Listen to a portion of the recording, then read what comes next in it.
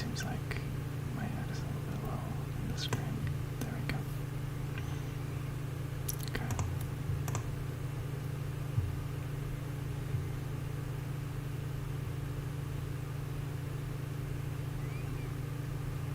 That sounded good. That's good to hear. Okay. Wait.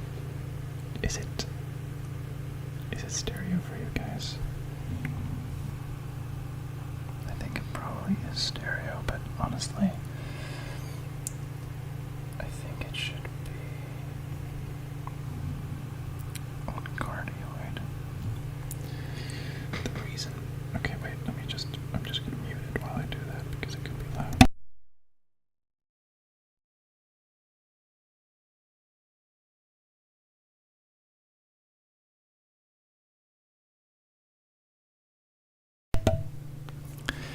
Okay, so this microphone, this is just a Blue Yeti, but it is, I don't know, like the left side of it, I think, doesn't work correctly. It catches some sound, but not as much as the other side, so it sounds weird when it's in stereo. Okay, let's see. Let's look at some comments. Rudra Patra is coding along too. That's cool. What are you coding? Yeah, some background static. That's to be expected, I guess. My laptop is over here overheating. It can't handle anything anymore these days. Even just live streaming on its own. Imagine if I was playing a game or something. Thank you, my local dummy.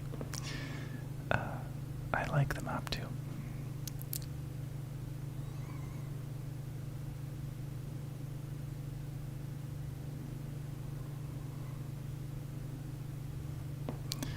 I see these little symbols in the chat. I don't know if you guys can see them either. Oh, hey, Edda.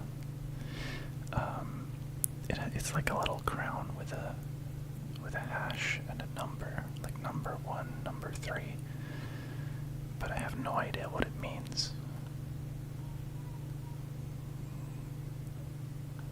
Hey, August.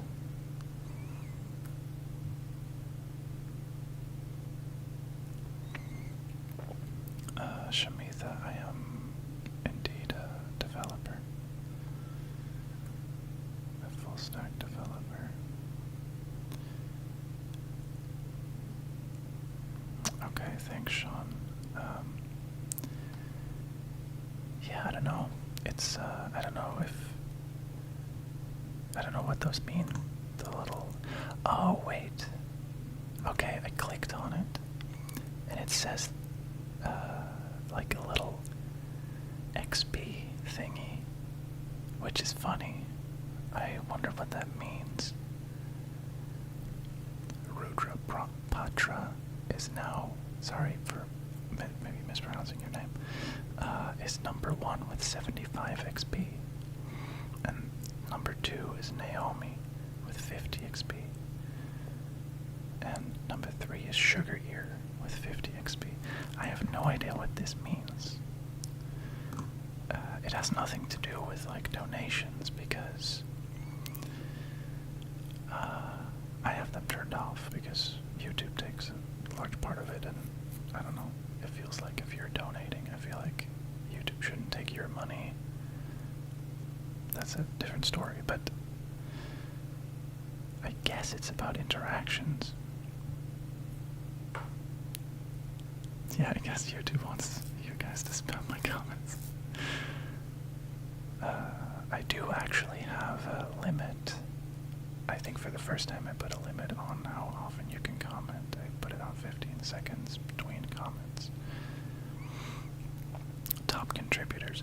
So yeah, Edda, I don't think that's it because there is no way to, like, I have donations for my YouTube channel turned off.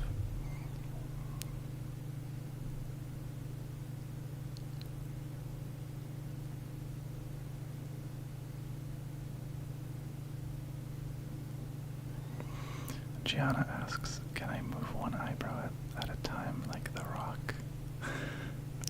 Okay, I'm gonna try this. One I can definitely do.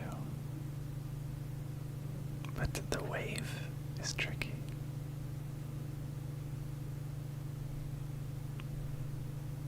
I don't know how that is.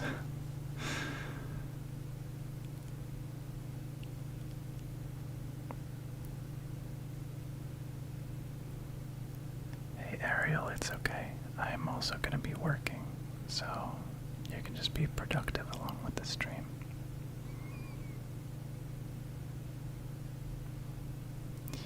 What language do I mostly use? These days it's mostly JavaScript, but I learned mostly with Python. Did I know a hamburger is a German food? I know Hamburg is a German city. So, but I guess I don't know, I considered the possibility of a hamburger being from Hamburg, but it sounded too obvious maybe, I don't know. The eyebrow wave was good. Thank you.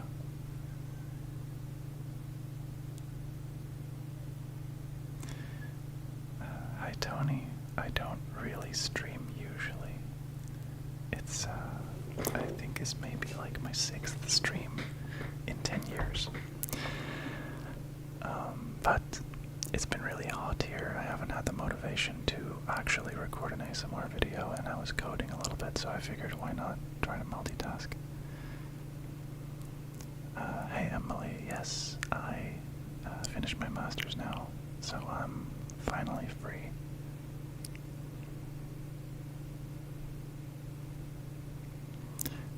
Joey, you're working the plane. You can't fall asleep. Sorry, I didn't understand that sentence.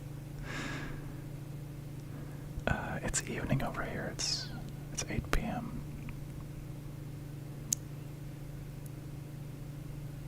Have a good day, August. Yeah, that's what I was thinking, Sean. Hopefully Joey is not the pilot. If you are, you should probably stay focused, unless I guess you can put it on autopilot and then you're good.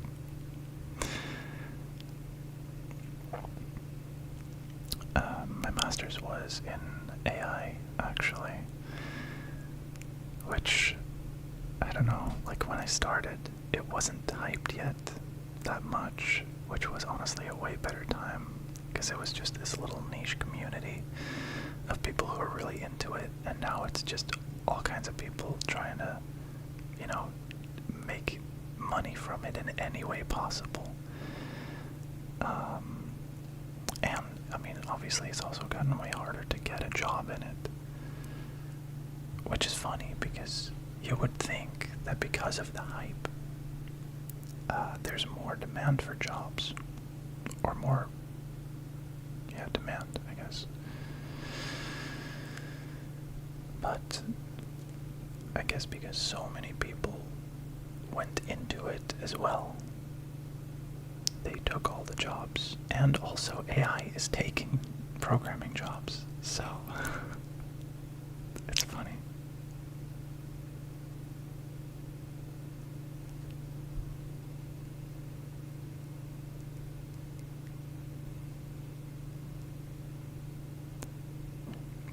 What is my opinion on the fast rise of AI content? Do I see it as a threat or an advantage?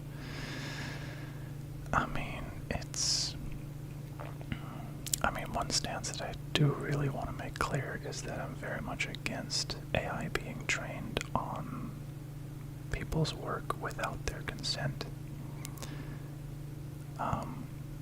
That's just not okay.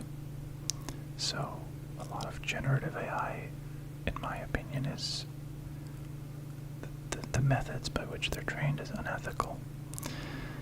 But AI content, if we disregard the way it's trained, I don't have that strong of an opinion opinion about. I think it's a bit of a waste of resources. I don't have that strong of an opinion about it. I think AI ideally would be used for other things, but also, for example, diffusion models, which are mostly used for example, image generation. Diffusion models were, as far as I know, developed with that in mind, but now they're being used, for example, to generate new amino acid structures to develop new medicines, which is really cool. And that's what I think AI should be used for, that kind of stuff.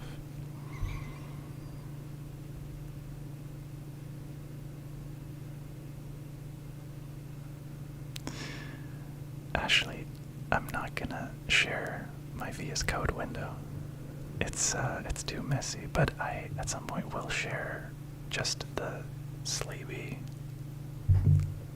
I guess, just the page, the website, the local version of it where I'm making the changes.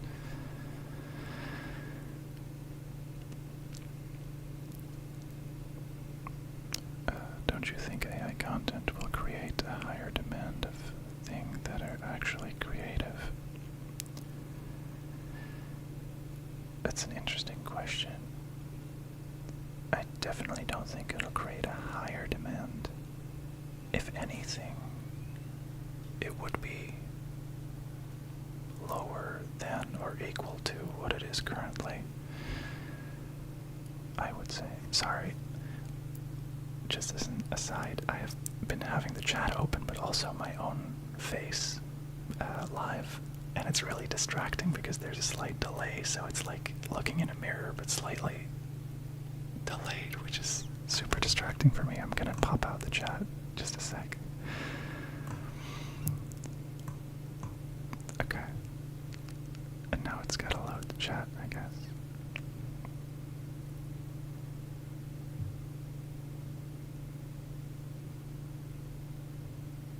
Okay, let me see where I was.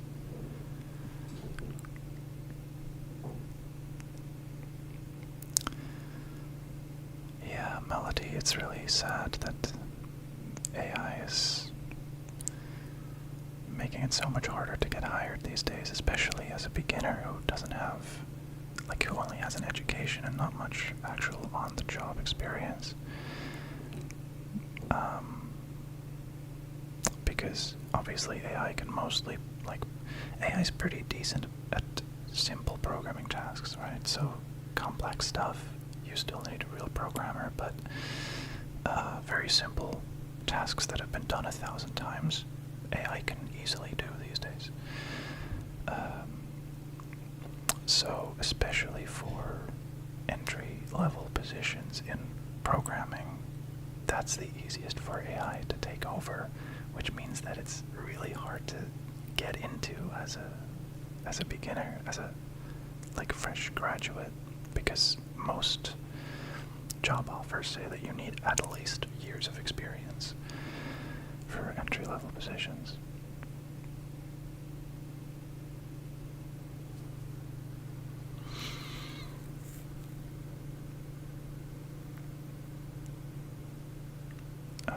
But I don't want to be too negative about AI. Like, there's obviously negative sides to it, but I generally am obviously very into AI. I think it's crazy technology. It's really cool, in my opinion. But again, I'm not talking about the most popular AI right now. I'm talking about applications in medicine, applications in, well, I mean, the programming applications are really cool. Agentic AI, that kind of stuff.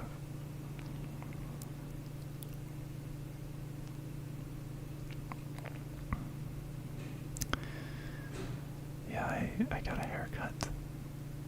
Yeah, I guess I hadn't made a video yet with my haircut, but it was really necessary, and it's so nice with the heat wave going on. that I don't have all this hair hanging in my face.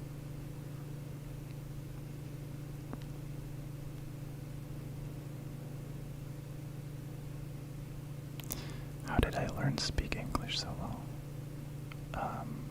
Actually, I think I learned most of my English from watching English YouTube videos and watching English movies and English TV series, because none of those are dubbed in the Netherlands, or at least not by default.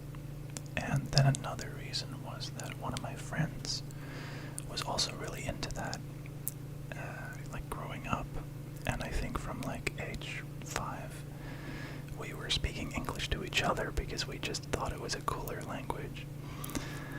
And I hung out with him a lot, so honestly I feel like we improved each other's English. His English was even better than mine, so I definitely got a boost from that. Good times.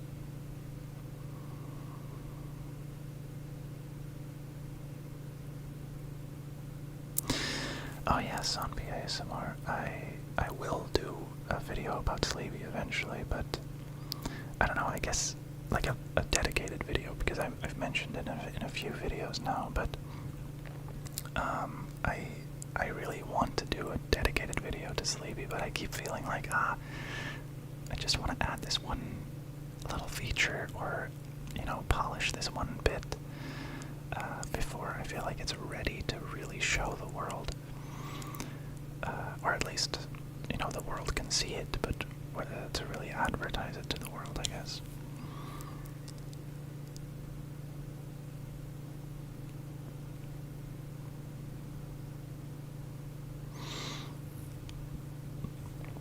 Oh, interesting question. What about software engineering stood out to me, so I ended up pursuing it? Honestly, I just love it. It's not really anything logical about it. I just took... Sorry.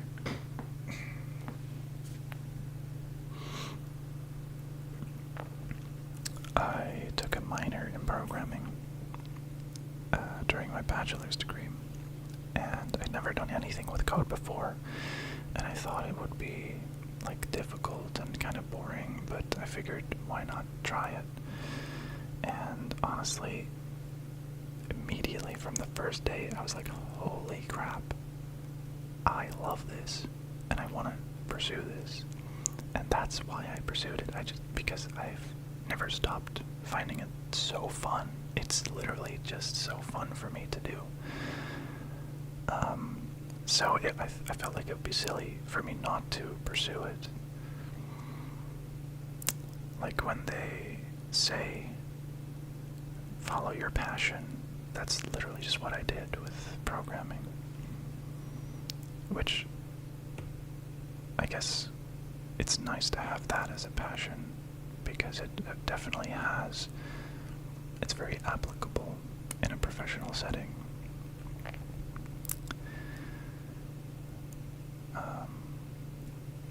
So I'm lucky, I guess.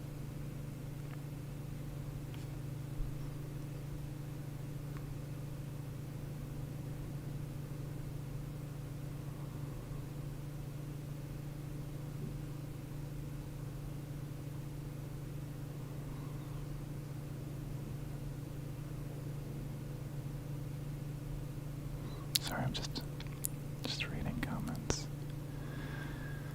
I'll just say, relax, relax, relax, relax, relax, relax. I just want to say one word for you guys to at least maybe relax to, so that I don't have to think about what I'm saying and I can still read, if that makes sense. Because I feel weird being just quiet, I guess. Relax, relax, relax. Oh, and I also don't need to move my face like this because it's not stereo right now. Relax, relax, relax, relax, relax.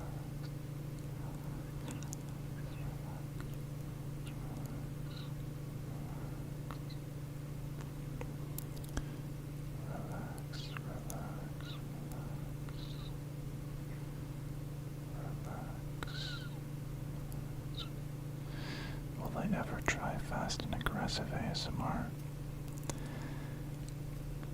I would, but I feel like it's not my vibe. I don't know how to channel that. I don't know. Relax, relax. I love how this has kind of become a Q&A. I wanted to do a Q&A at some point, but I guess this can be a little prelude to it. Relax, relax, relax. Okay, so JT Baker, you're a math teacher and also working on your Masters of Science in Mathematics, trained AI to ask you probing questions and predictions to help you in your classes. That's cool. I think that's also a really nice use of AI. I think AI has a lot of good applications in teaching as an aid, not to replace anyone. But yeah, I think it can be really useful probably also for, well, this is the thing, right? So I TA'd a course in university, and it was just as ChatGPT was like coming up, and it's funny how many obviously ChatGPT generated answers I got. It was in the Masters of Logic that I was TAing a course. Not that I did the Masters, but like one of the courses I was TAing was there. And people needed to give like logical proofs for certain problems. And it was so obvious when it was generated, and also it was either like too perfect or completely wrong. But the ones that were completely wrong were so annoying because I still needed to give it all of my attention because I had no way to prove basically that it was ChatGPT generated. But the thing is that it's so long-winded, right? So it takes way longer to check. Sorry, that was just a little rant, but I was saying I think AI has lots of good applications in teaching, and I also think it can be used in a good way by students if they don't understand a problem to actually explain it to them. If the teacher doesn't have time, for example, or if you're not even doing any educational program, I think it's really useful to help you learn new skills, but not if you're just generating the answers. Sorry for the rant.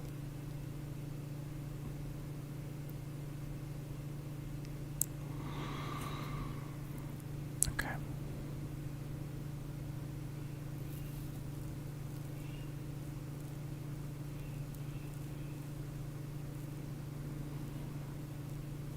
I think I missed some comments. Relax, relax, relax, relax. Oh, my bachelor's was in communication science, which is completely unrelated, I know. And it was interesting, but it wasn't my passion. So it was a very easy choice when I found programming that I wanted to switch to that. So then I finished my bachelor's. I did a pre-master's because I lacked the required math courses, calculus and linear algebra, that kind of stuff. And then I switched to the master's in AI.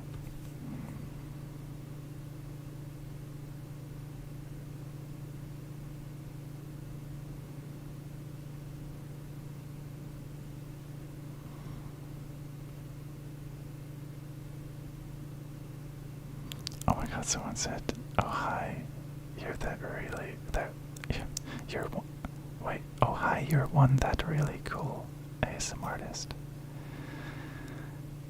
Thank you so much. That's actually really nice to read.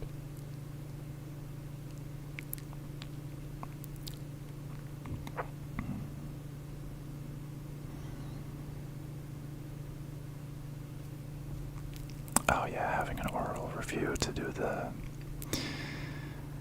make sure they actually know it is really good. I think I did that with one of the students that was like doing the generation for every single homework test. I think I emailed them with saying that I suspected they might be using it and whether they could stay after the seminar that I was giving. and explain to me what they meant by their answers, just in a kind of casual setting. Not that I would fail them afterwards, or, but just, I tried to keep it a little bit low-key. And they dropped the class. Immediately after that email, they dropped the class. Funny. Almost forgot about that. Yeah, I'll save this live. No worries.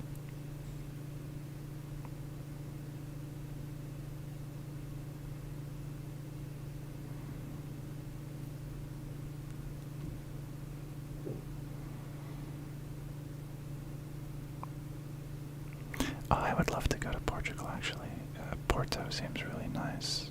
I love the view, or I think I would love the view of the river with the bridge over it. Like, it looks so cool.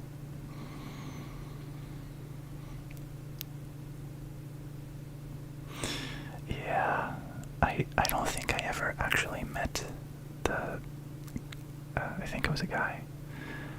I don't think I ever met the guy who dropped the class, but I don't think they came to any seminars or any lectures. And yeah, then they dropped it when I asked them to come to one seminar. They must have been like, this is too much work. They were really trying to get those credits without putting any effort in.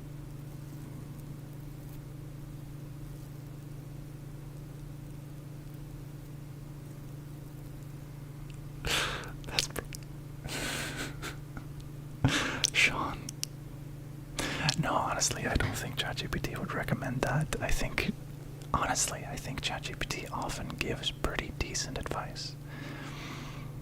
Maybe that's a hot take, but honestly, I think it's pretty decent at giving life advice.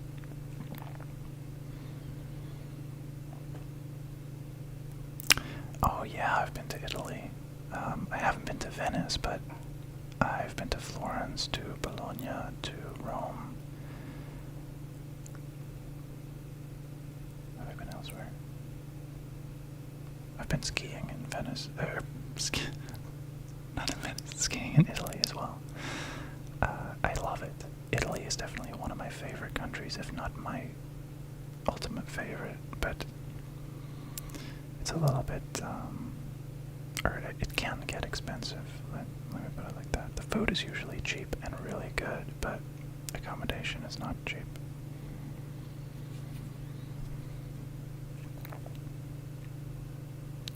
Okay, so I have been spending some time with the chat now, and I don't know if I missed anything. I'm just scrolling back real quick.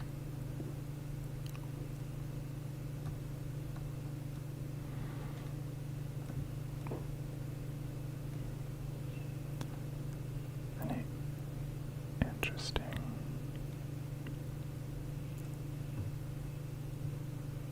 Okay.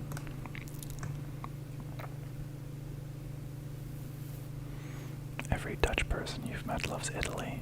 I mean, is it just the Dutch people? I feel like a lot of people love Italy. Yeah, sorry guys. I'm going to... Also, yes, I've been referring to ChatGPT, but actually, I don't use ChatGPT. It was just that in the time period that I was talking about, ChatGPT was the main one. Honestly, I usually use Gemini because it's free. And it's unlimited. I don't know. It doesn't really matter. I don't use it for that deep, any deep stuff. For autocorrect in my code, I use what's it called? I use Super Maven, I think. I used to use GitHub Copilot.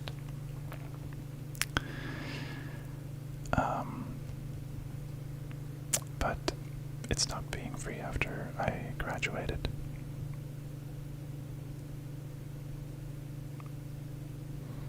I think Get a Copilot was definitely a little bit better than Super Maven, but I prefer free, especially since I'm not making much money yet.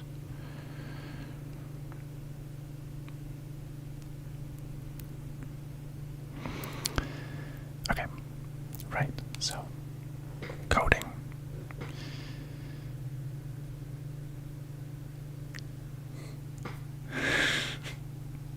So I want to be a pilot. I don't know if you're being serious, but I was referring to Copilot, which is a tool that it's like a LLM. It's a ChatGPT-like tool that basically auto-completes your code, but in a more than just a word at a time, you know, like it finishes your line or even sometimes your function. If it's like a simple enough thing, which really speeds up productivity when you're doing like the grunt work, basically. Okay. Let me see where I'm going to put the chat because I'm actually going to start coding. Let me open my VS Code. And let's see. Okay, this is intentional. I have Sleebi open here. Oh yeah, just so you know, this is like a testing version. So it's only got a few videos. This is I've got a few different versions. I've got like a staging. Wait, where did I put the chat now? I want to make sure that everything's like... I want to make sure I can see if something goes wrong.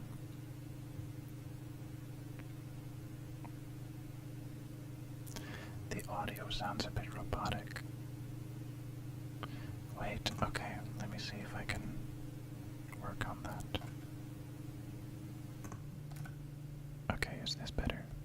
I think this should be better. I think there were two, like in this scene in OBS Studio. I don't use it a lot, but I think there were two audio sources. Thanks, Edda. The video is entering AI mode.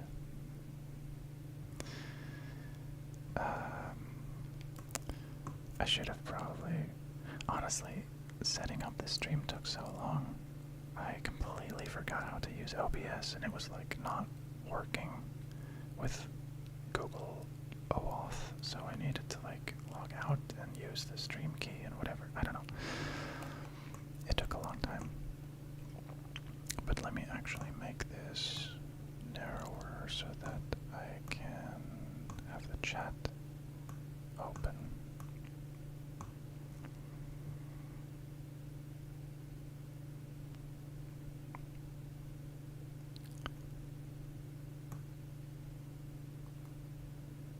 Wait, is the audio still good, or is it not?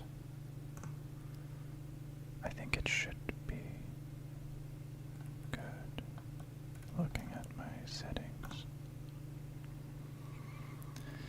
Oh, glasses brand. It's Pearsol. Thanks, guys.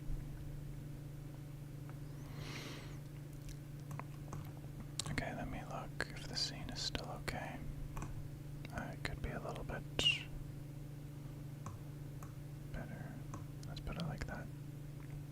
Okay. I think that's good. So, right. What we've got here, we've got Nameless Nomad right here. But, yeah, so I've got a few different versions of Sleebi, and you'll actually be able to check this out if you want. So you've got sleebi.net, which is the version that I've been sharing a little bit. But you've also got dev, D-E-V, for development, dev.sleebi.net, where I do basically like the testing before it goes live on sleebi.net. So that's the place where there's already the real channels, there's the real users. You can log in there with the same account. Basically it has the exact same functionality, but it's like well, I would say the beta version, but the whole Sleebi platform is in beta right now, so I can't really use that term. It's like the unstable, if that makes sense, the unstable version,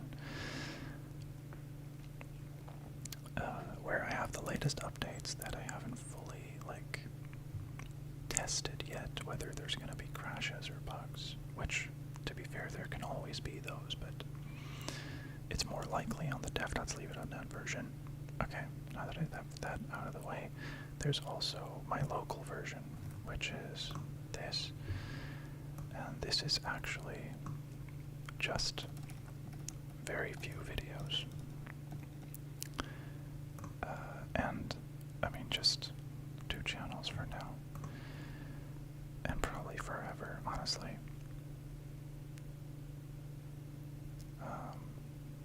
Yeah. So that's why this looks very basic. So what I was doing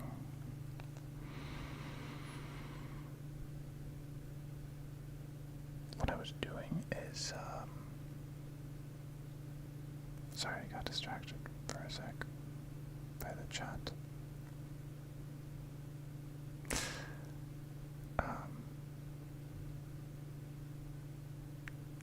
What is it saying?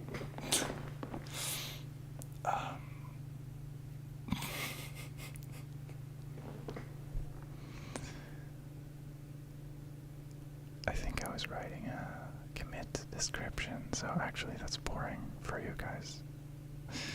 So I don't really know. Oh yeah, something else that's kind of funny. So because this is all local, I just have every video linked to this one 10-second, well, 9-second clip of one of my flag quiz videos. So whatever video you click, well, whatever video I click in my local version just leads to that single clip. It's kind of funny.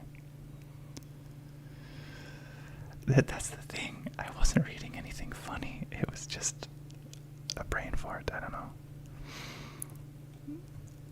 The fact that it wasn't funny made it funnier in my mind. I don't know if that makes sense. Do you never have that? Where for some reason you start smiling and then you're like, why am I smiling? And then you start internally finding it really funny that you're finding something funny that isn't funny. I don't know. You like unstable software because it's relatable. I like that. I'm glad you can relate to my software.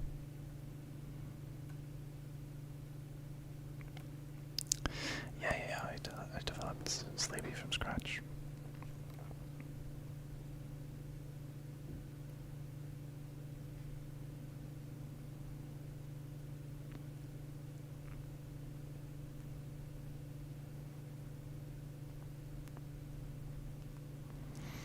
Thank you, Kelso.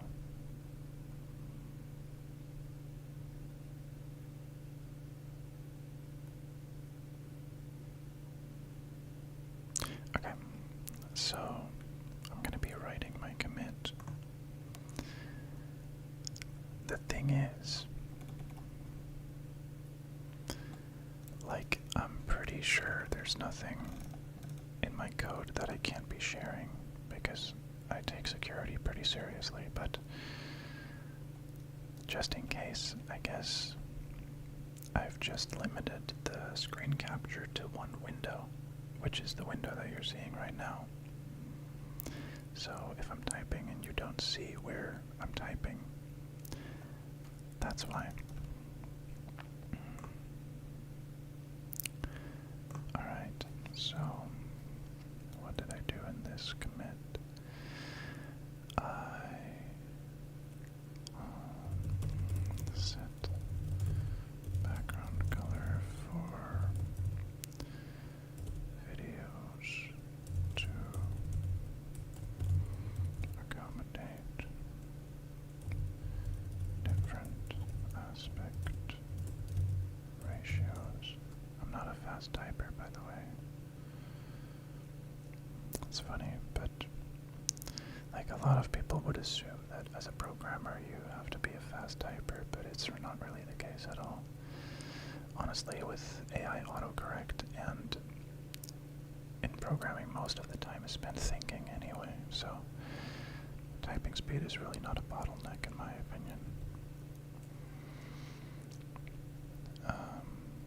What else did I do?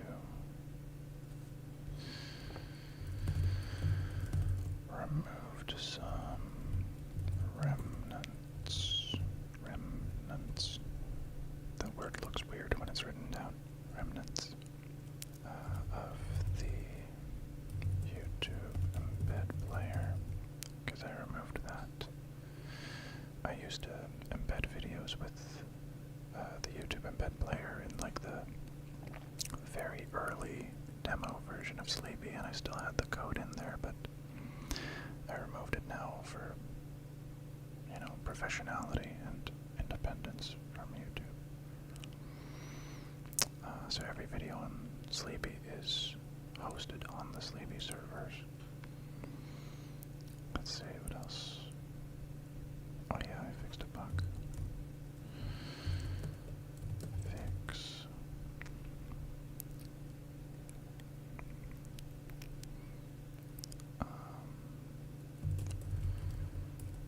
Was assuming that, or what in watch.js wasn't accounting for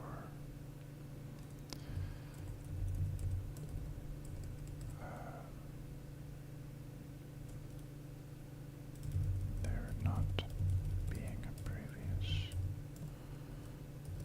video ID caused by recent commit.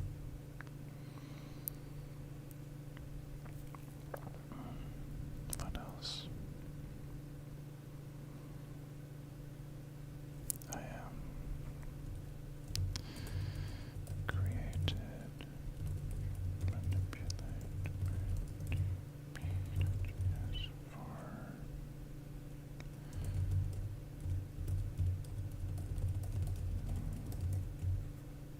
small tasks.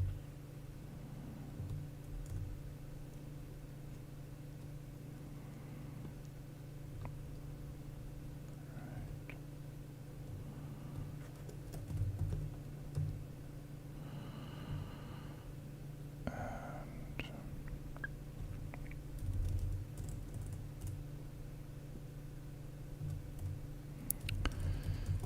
replaced. Wait. I lost the chat. Where did it go? 3 of me. Oh. That's so funny.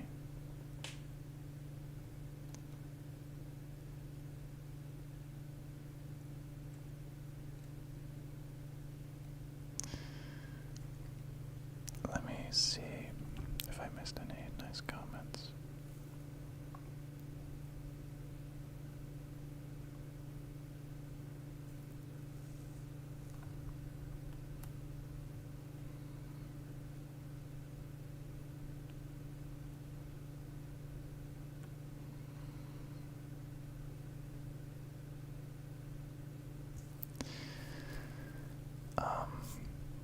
I'll explain in a minute what the console on the right side of the screen is after I'm done doing my commit.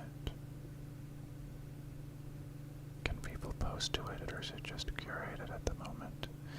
So at the moment, basically I implemented functionality that lets creators automatically sync videos between YouTube and Sleebi at the same time.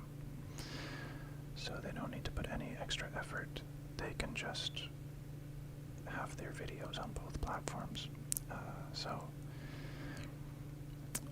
I guess it's really just meant as an alternative to YouTube at the moment.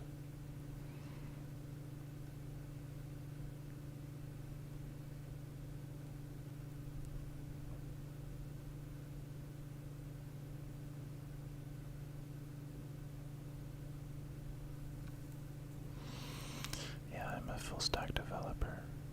I mean, among other things, I guess.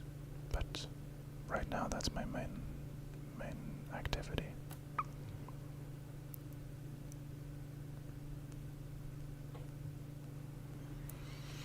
Interesting. So, Sonpi ASMR, you're asking if I'm going to make a Sleebi app. Eventually, that would be ideal. But it's interesting that people don't want to use their mobile browser. The thing is, there's a thing called progressive web apps. So if you go to sleebi.net on your mobile device, it should offer you, it depends on the browser I think, but it should offer you to download the website as an app, which basically means that the browser handles the website offline. So it renders the HTML and it runs my code that I wrote for running offline. So technically you can install Sleebi as an app. It's just a progressive web app and not a native app from the App Store or something, but technically you can use it. Do I prefer front or back end? Honestly, I like both. I prefer coding the back end, but what I like about front end is that you can actually see the changes. You can show it to people, you know? It's especially true with Sleebi. When I prefer working on the back end, but I can't really show anyone that. But when I'm working on the front end, I can just go to my friends or you guys and show, like, hey, this is what I made.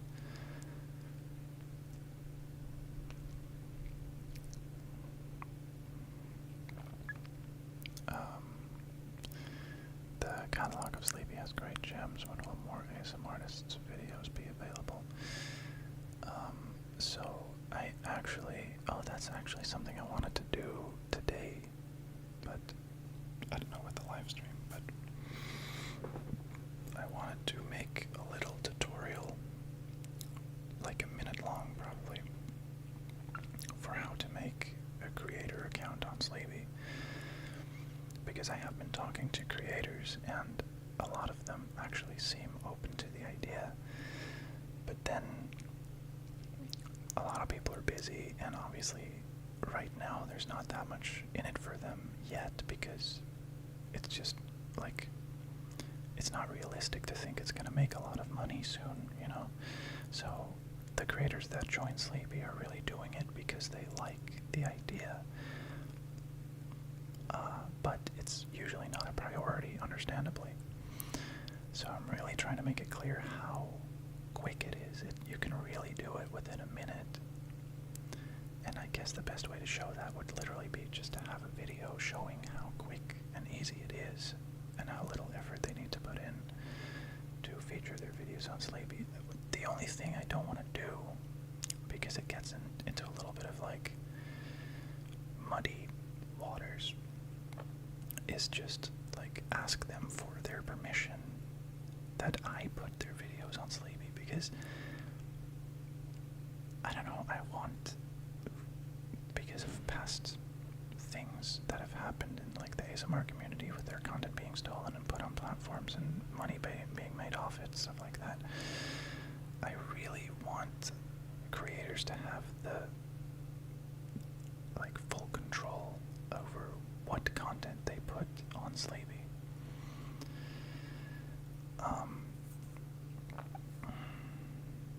So it would probably be a lot easier if I could just ask them like, hey, can I put your videos on Sleebi? And then if they say yes, that I just do that, right?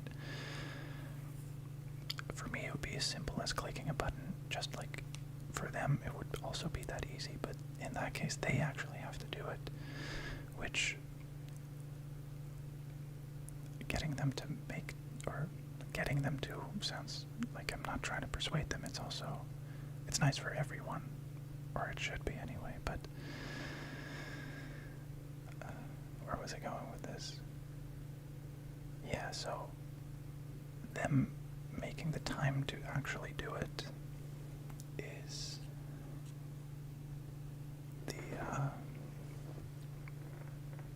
the thing that takes the longest, basically. That was a long rant. Sorry about that.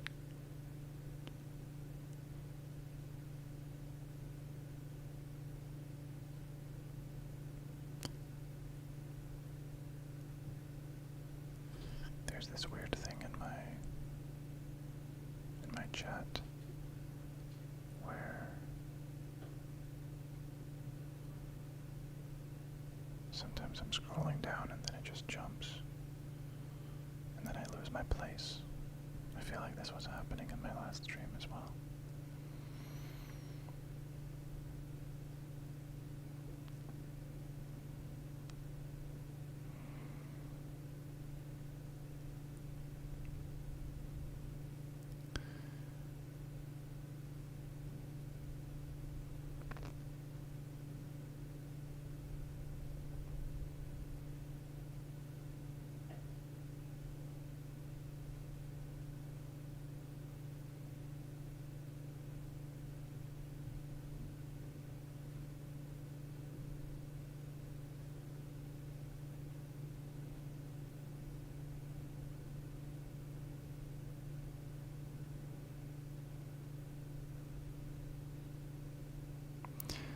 I think I'd ever do crowdfunding for Sleebi. I don't see how that's like, is it not already being like the only people funding it are the users? So is that not already crowdfunding in a way? I mean, usually crowdfunding is that you get the funding first and then make the product, right? But I'm already making the product, so I guess there's not really a need for crowdfunding.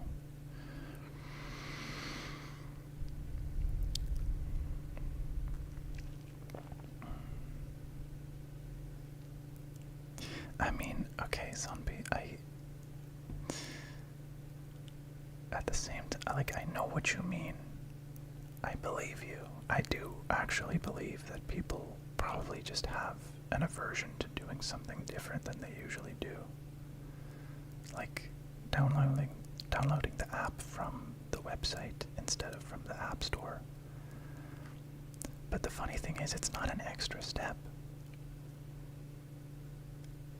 If anything, it's quicker. There's less steps involved. But it's different than what people usually do. So, yeah.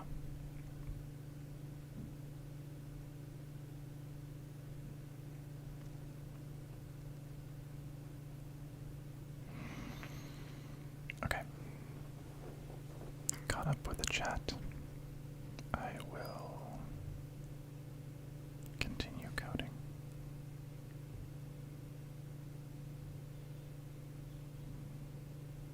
Thanks for popping in, Lucas.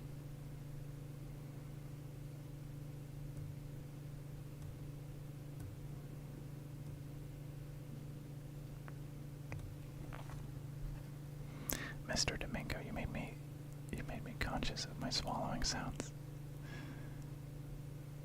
I have no idea what my audio sounds like. I have no kind of like preview. I have no headphones. So I'm fully trusting you guys to tell me if something's up with the audio. Also, I need to think about my posture. Just realized.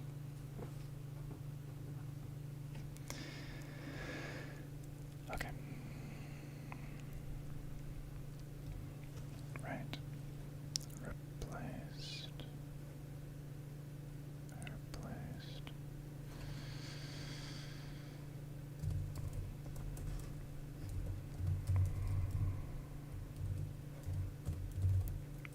Video names with dimension.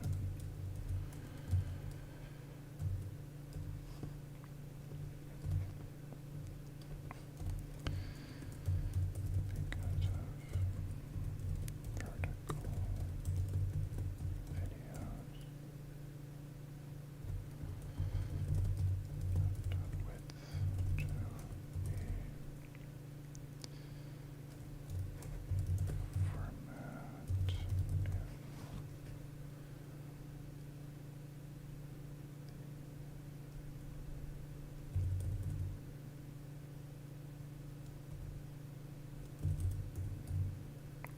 video docs.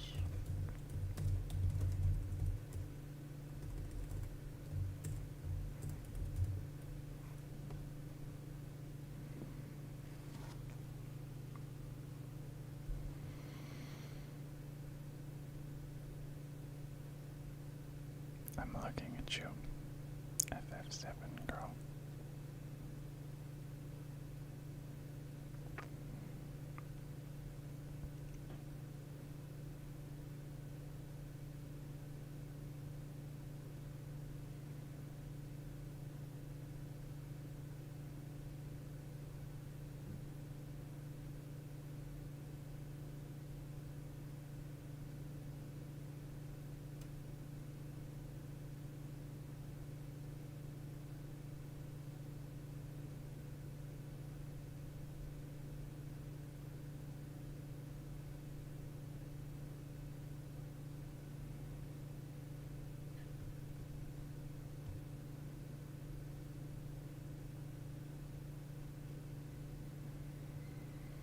Do I use React or Angular?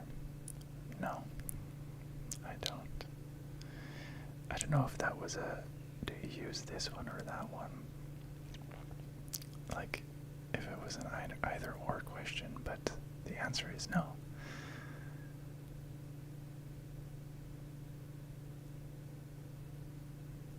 Nope, not Flutter. No, you're gonna laugh at this, but I use vanilla JavaScript. I really like, I don't know, I like not having to bother with frameworks. It's what I've always done. Yes, vanilla JS and CSS.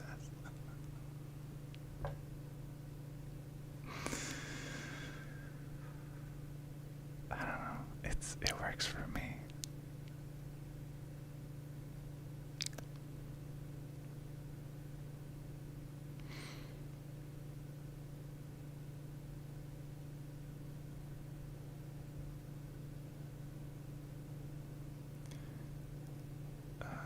Okay, let me stop getting distracted by the chat and actually finish this commit. I always like to be very descriptive in my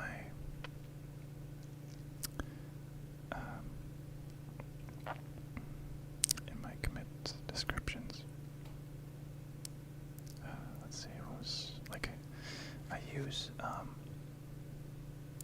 GitHub Desktop. I'm not a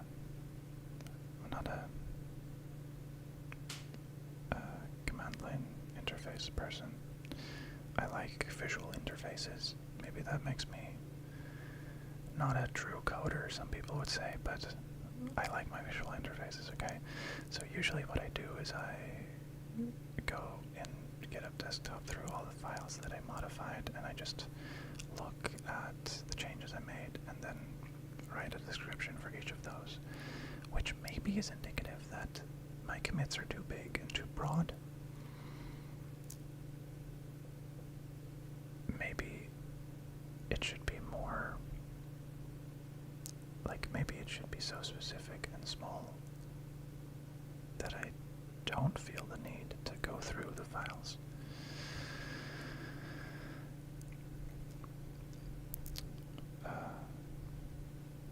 That's probably true. I probably need to make my commits more often and smaller, but it's something I'm working on.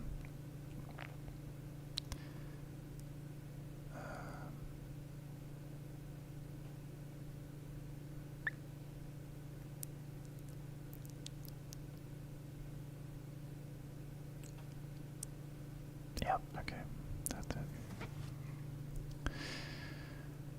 What's the summary? What did I do? Right. Fixed other aspect ratios for videos, including vertical and push.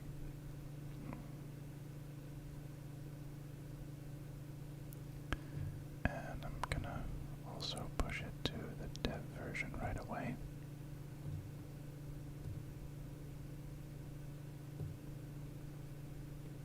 Push.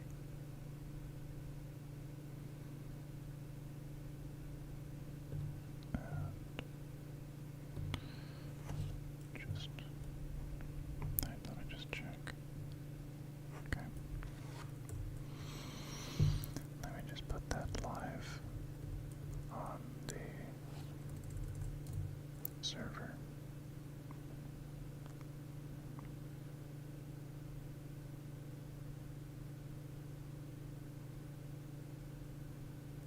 Bootstrap. No, I don't. Actually, I used to. In my early projects, I used Bootstrap, but these days I like being very custom. There are a few CSS things that I took from Bootstrap, but I like to be very, very lightweight and have everything, like have all of the CSS, the critical CSS inline, because I really like making it as efficient and like lightweight and streamlined as possible. And it was very satisfying when I started getting compliments about how snappy Sleebi is, because that's definitely what I tried to achieve.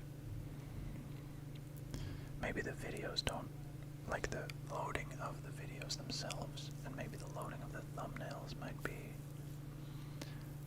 they're probably the slowest parts, but loading the code and executing the code and the CSS should be instantaneous, because I really, really optimized that.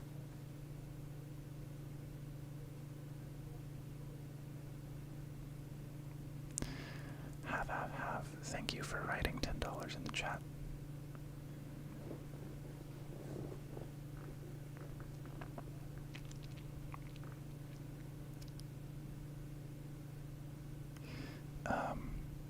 Okay. So now, let me just show you what I just did. So this is still the old version, right? I already enabled. So what I fixed in my last commit, let me just explain this first. So I was assuming in my code that every video would be 16 by 9 because I intended to only have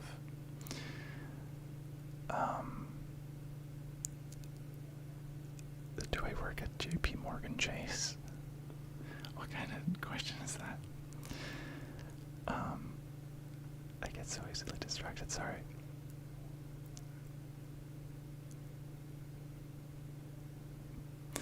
Inaudible and foreign language ASMR can be pretty good. Focus. Okay. I was assuming in my code that every video would be 60 by 9 aspect ratio because my intention was to only have long form content, and I guess I just didn't think about videos with other aspect ratios that are still horizontal existing. And also I didn't think about the existence of vertical videos that are still long form. But yeah, these days there's like hour-long vertical streams on YouTube that are still nice. Wait, do you hear nothing? Is this a problem for anyone else? Someone in the chat says they don't hear anything.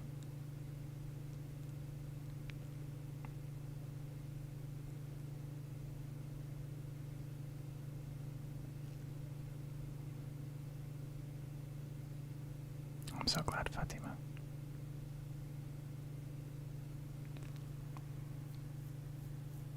Okay, good. Nice.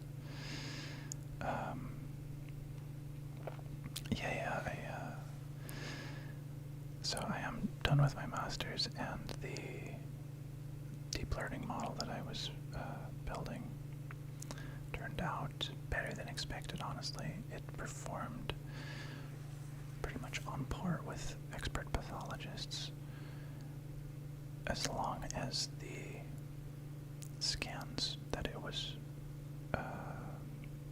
performing inference on, how do I say this in normal language, like the scans that it was predicting. Okay, maybe I have to start from a lower point. So I tried to train AI on scans of microscopic scans of biopsies from the esophagus, where pathologists labeled them as cancerous or at different stages of risk of cancer or non-dysplastic. So, based on those labels, I trained my AI to predict whether a biopsy has a high risk of cancer or not, and how high and where in the biopsy, because biopsies are like, they're really tiny, but the scans are huge. They're like 1,000 by 1,000. No, what do I say? They're like 10,000 by 10,000 pixels or more. So it's like looking for a needle in a haystack, because sometimes the whole biopsy is dysplastic, right? Like a high degree of dysplasia.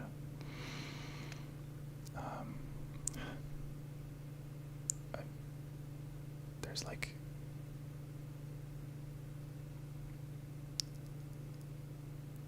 I forgot the acronyms for it. I think it's like LGD, HGD, whatever.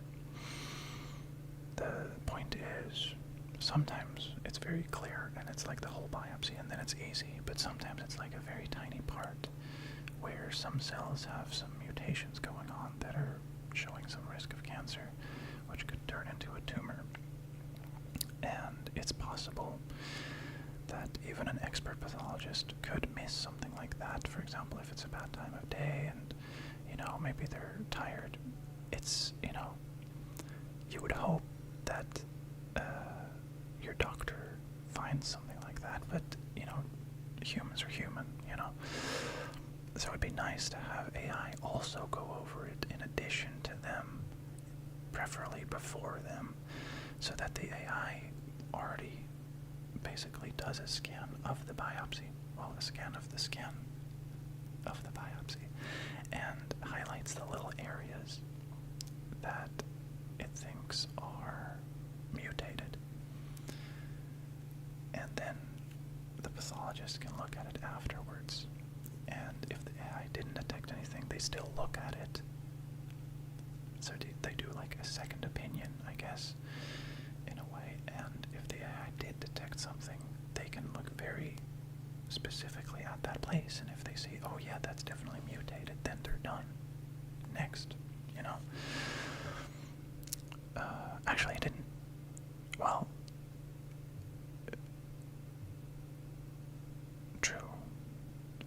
magic, actually. Like, well, so it wasn't technically instant segmentation. I actually, the scans, the images are so big that I needed to cut them into little tiles that I could feed. Well, first encode and then feed to a neural network. And then it would kind of aggregate all of those in a single prediction. And then each tile would get a certain score as well. And then eventually I would make a heat map out of the scores of the tiles. So it wasn't really instant segmentation, it was more score-based heat map. I used multiple instance learning, if you're familiar with that or you want to read more.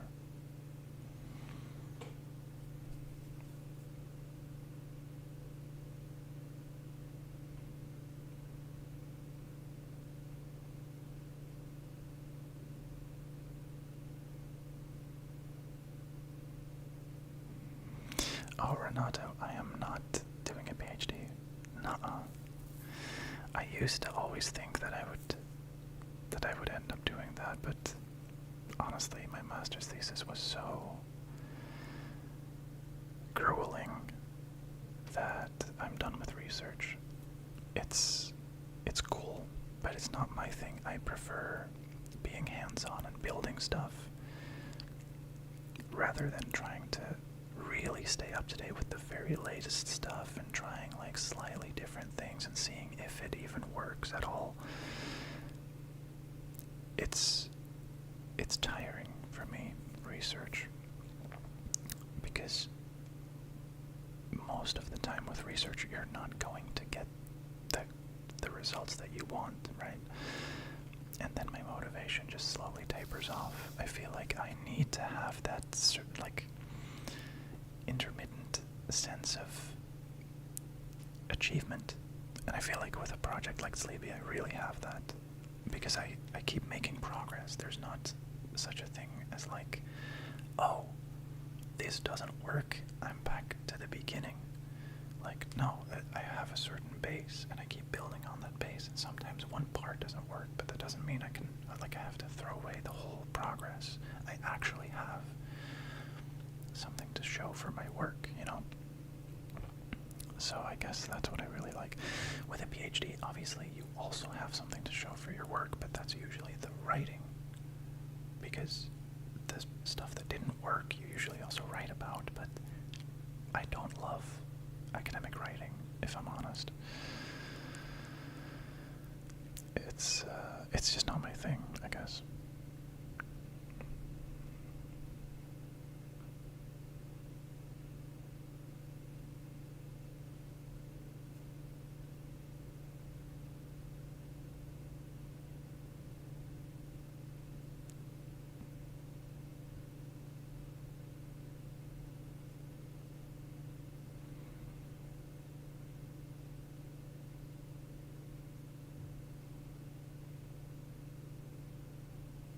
Do I think what I worked on will be used? Realistically, no, because it was still in a research kind of stage, and realistically, no one is going to make it into a nice UI that pathologists can actually use. And I offered, they asked. There were discussions after I finished my master's dissertation whether I could work there, but then I just didn't really hear back from them after some point. So that's kind of a shame. I would have actually loved turning something like that into a usable tool for the pathologists, but also I can't. Like, my dissertation was unpaid, obviously, and I put a lot of work into that, but it's unrealistic for me to do a full-time job unpaid. So it's really a shame that they didn't seem to have the budget for that. So realistically, I don't think it's going to be used, sadly. If anything, it'll be like, it won't be directly used. It could be indirectly used as a jump off point for, the coming research, obviously, because that's the cool thing about research, is that it always builds on each other, right?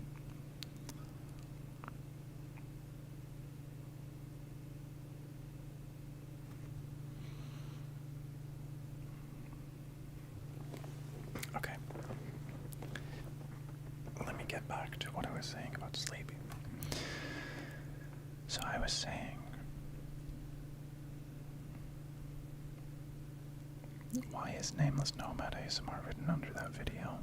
Because it's him. This is Nameless Nomad ASMR. It's his video. He's on Sleebi. So, yeah, what I was saying is,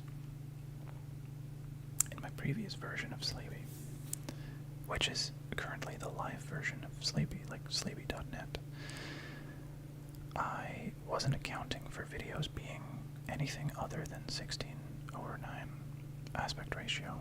But as you can see, this video from Nameless Nomad has a cinematic aspect ratio, which is funny. He does have very cinematic videos, but I didn't consider that possibility, so my code couldn't account for it, and therefore you have this thing here, as you can see, that it looks pretty wonky when you hover over it like that. Like, it doesn't really make sense, and also if you show the controls, they don't really match up with the video. So that was a little bug, and I just fixed it. So when I reload, I can now play it, and now I put a little background back there so that it looks a little bit nicer. I'm still not sure. Maybe you guys can give me feedback for this, actually. So, I can also, wait, let me see if you can actually see this. I'll make my face a little bit smaller. So what you can do here,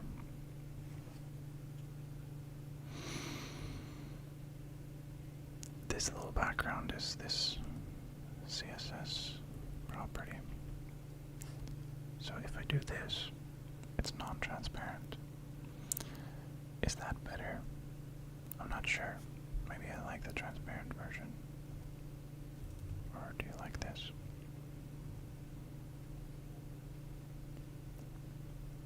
I feel like, or I don't know. I guess another option would be to have the video itself aligned to the top.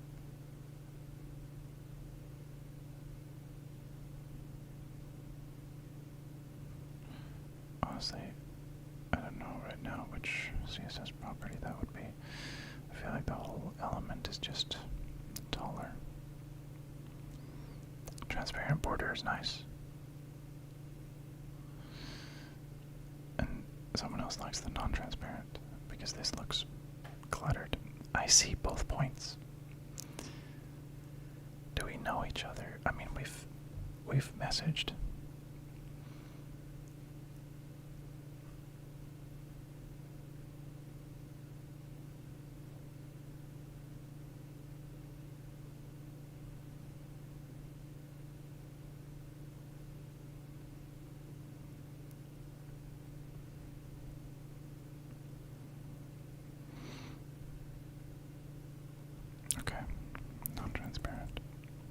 Should it be the background color, or should it just be black?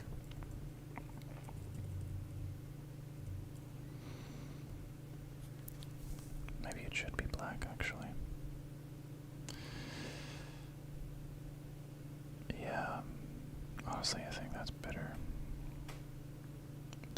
looks like it's part of the video.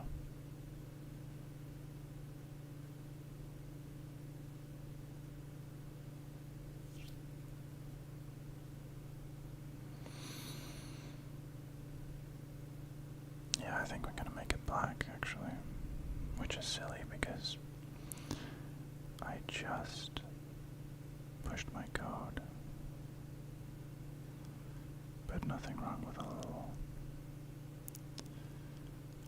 extra commit. Let's see.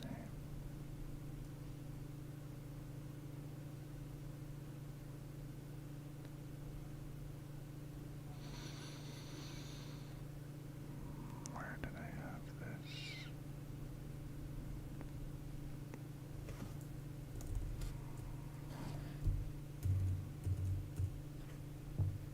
Okay.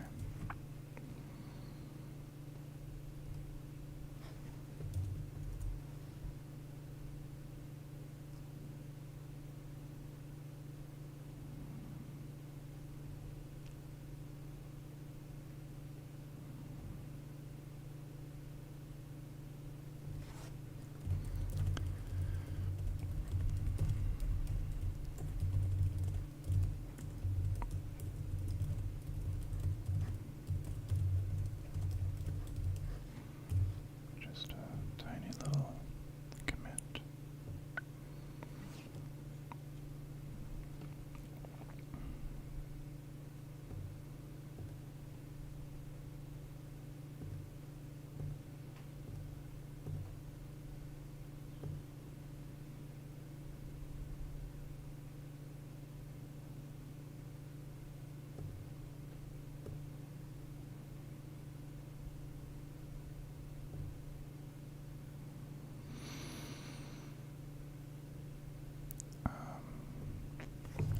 Let me just make that code live as well.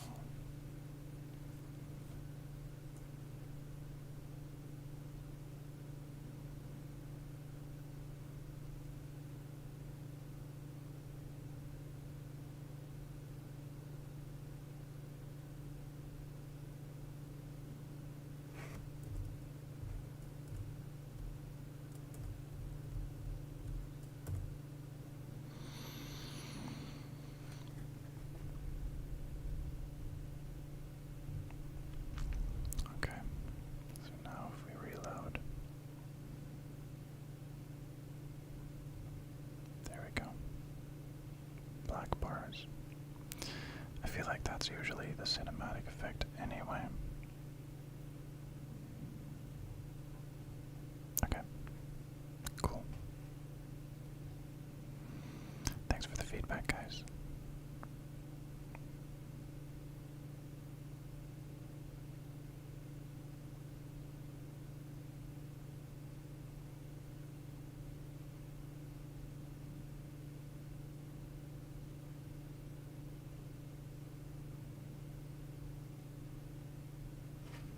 You feel compelled to comment on that zero comment video.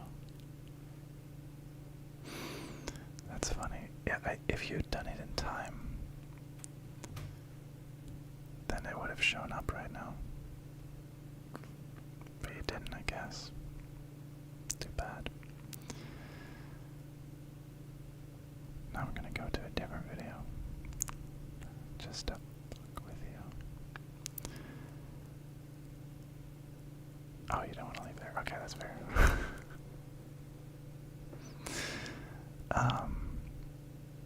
Okay, I pushed a commit, actually 2 commits.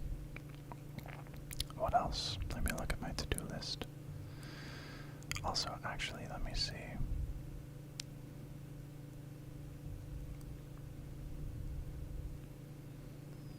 I'm actually kind of curious whether I got any visitors on Sleebi from this stream.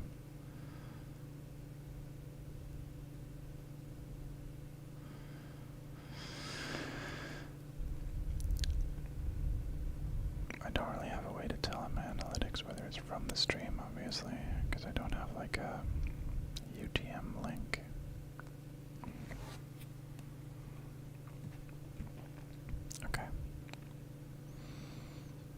else was I gonna do?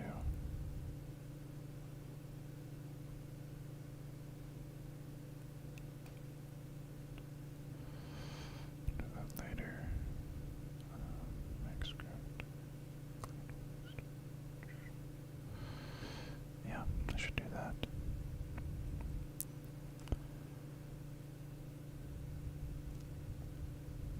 Have we been going for more than an hour? That's cool, I didn't even realize. But also I got so little done. I guess I've just been chatting with the chat a lot of the time.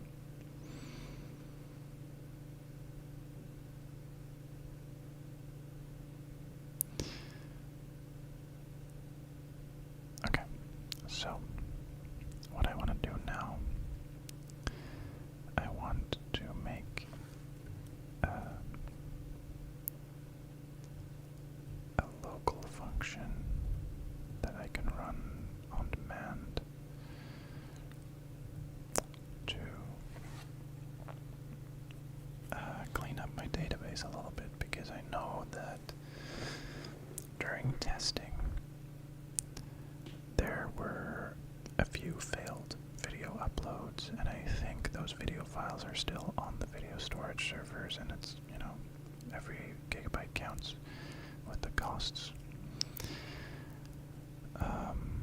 And they're like unlinked from,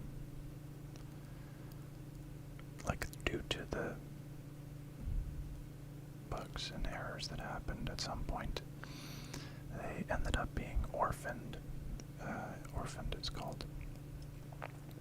So I'm gonna write a script right now to basically find those orphaned video files in the video storage and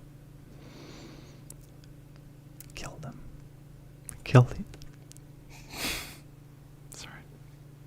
Sorry if that was loud. Was that loud? Kill the orphans.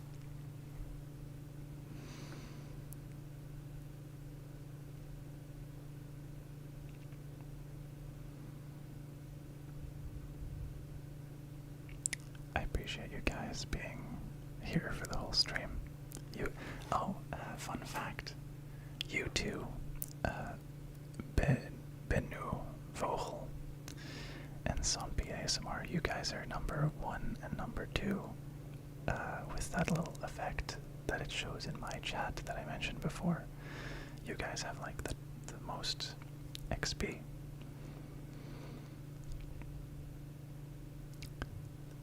Just felt like you might want to know. Okay. So what am I going to call that script? Clean video storage.js is what I'm going to call it. And gonna steal some code from another file I made before, paste it in there.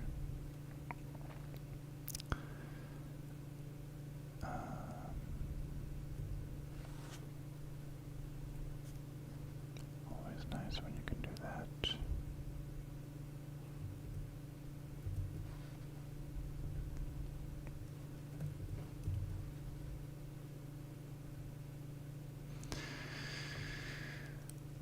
Actually, I also need to not to forget. I need to not forget to eat. I made sandwiches, but I haven't been eating them because I've been so focused on the chat and then also coding. So honestly, I'm actually gonna have a bite while maybe chatting with you guys a little bit, if you want. So let me just sit back, relax.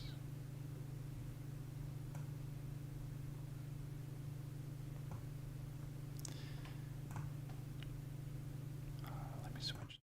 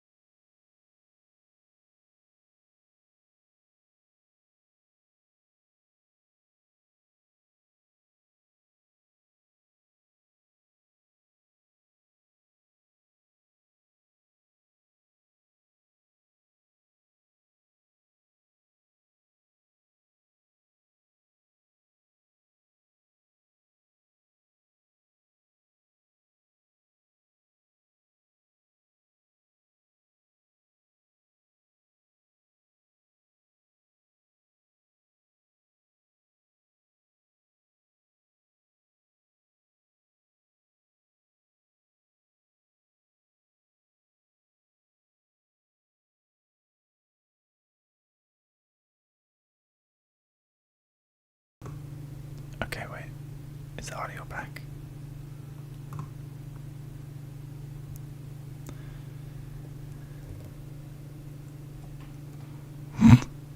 Maybe he had to fart.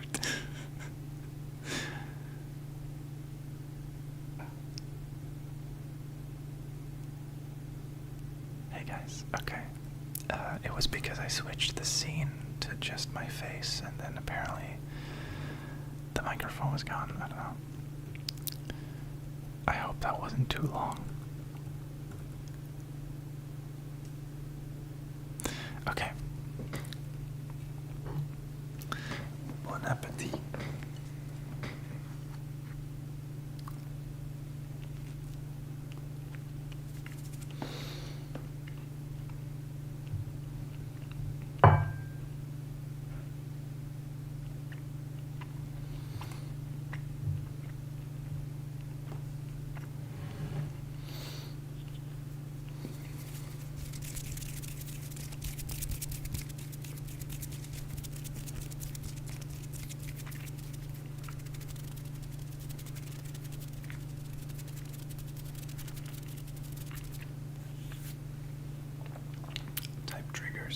In the chat that you want to hear.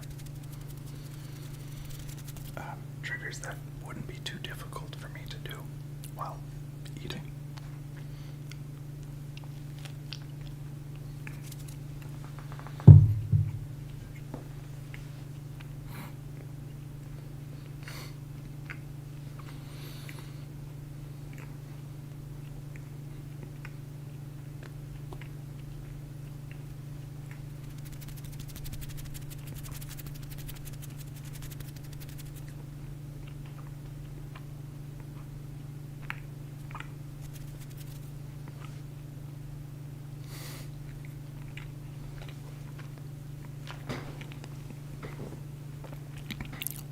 Guys, I can't do talking while I'm eating. That's the one requirement I gave you.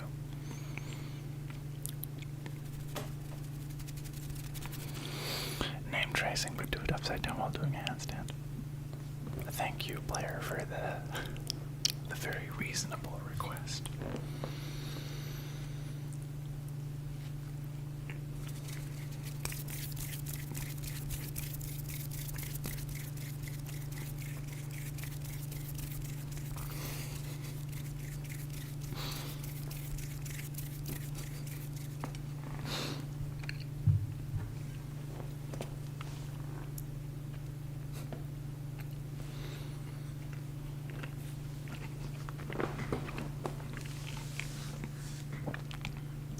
These requests, okay.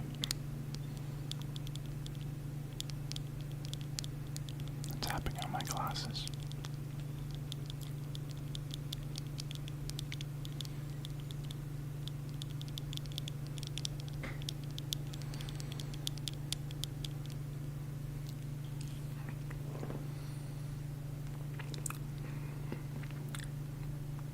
I'm making them dirty, but it's okay. For you guys.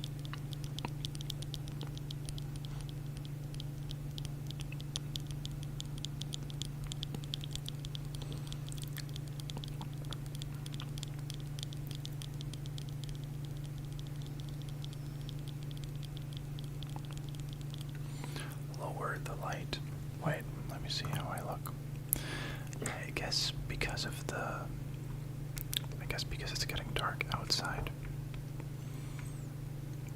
This light suddenly looks super bright. That should be better, I think.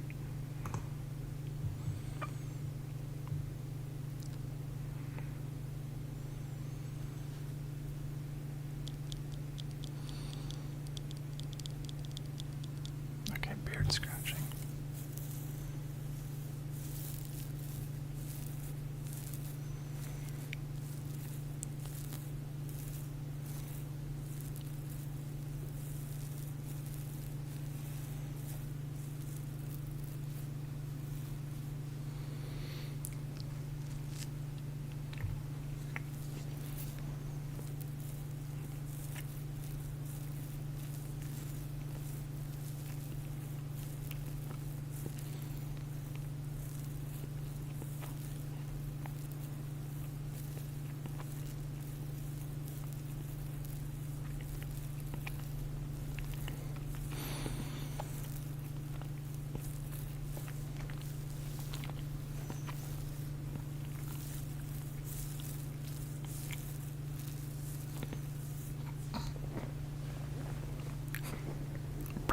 scratching.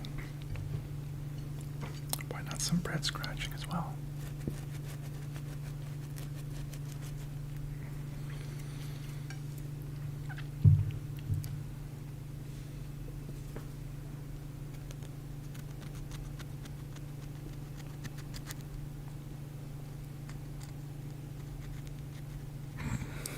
Ironically, it kind of sounds similar, doesn't it?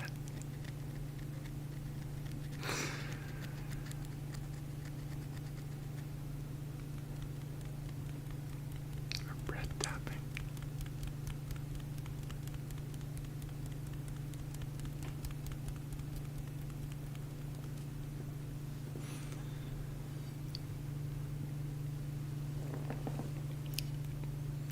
This showing up when you're stuck in your if-else loop.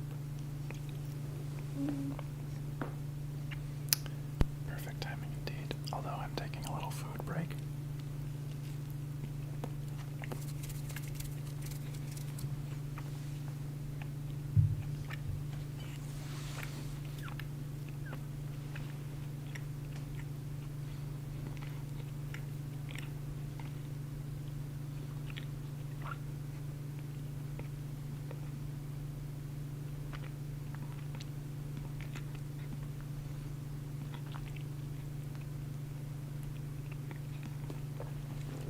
Lynette, how do you know you're number 2? I thought no one could see it.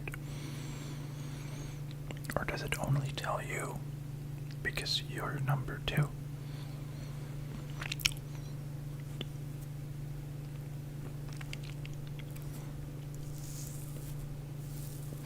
Bread scratching sounds like something you would get arrested for in France. That's so funny.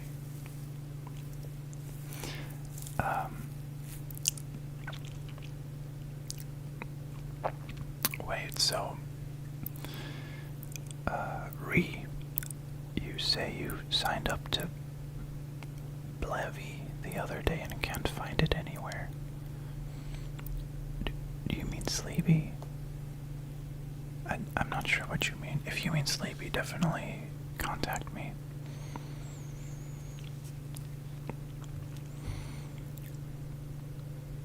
I always change my hairstyle. Well, that's the thing.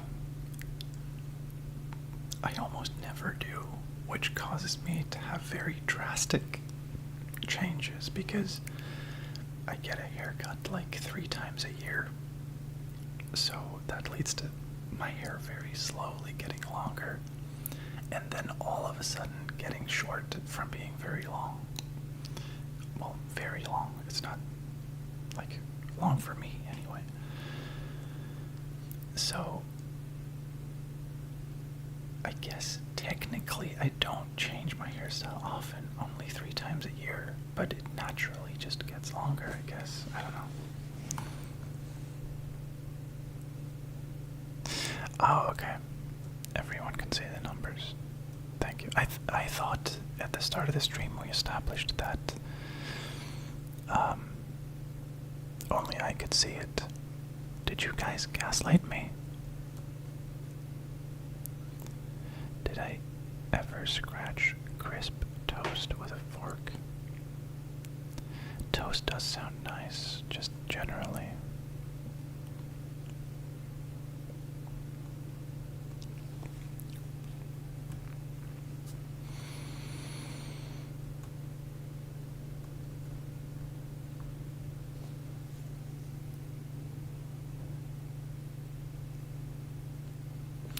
Would I go bald? I don't think so. One time my haircut was fucked up so badly that I considered it, because it honestly might have been better than being with whatever they gave me. But I guess if I didn't do it then, I probably also wouldn't do it in the future unless I was balding. I think if I was balding, I would probably go bald. I feel like I would want to own it.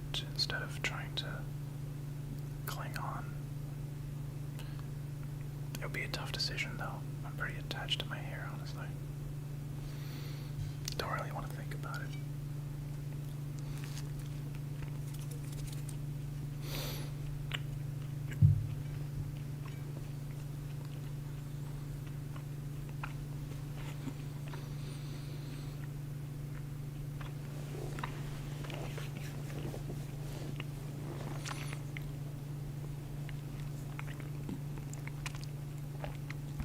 Does the score count for this stream? Yeah, I think so. I think the number 1, 2, 3 is just for this one. I'm not sure.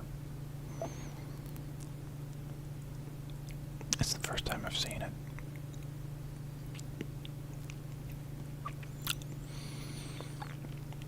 Actually, we're not real and we're part of your imagination. It's a very fitting message to your name, Spectre-esque.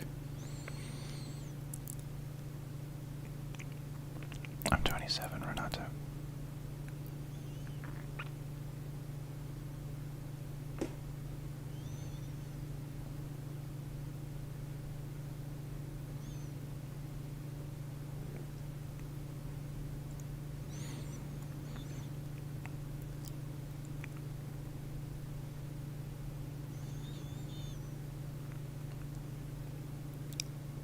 Used to be skinny, now trying to become more muscular. That's true. I used to be really underweight, actually.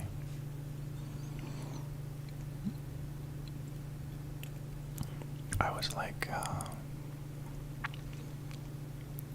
68 kilograms, which is really underweight at 6'4". I looked really unhealthy.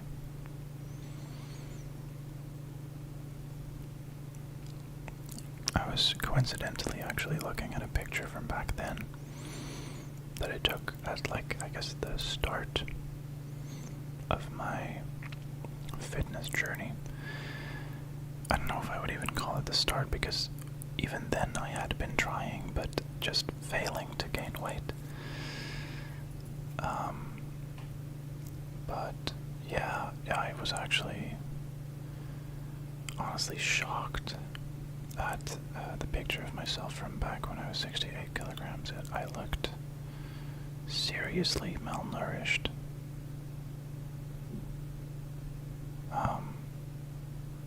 So yeah.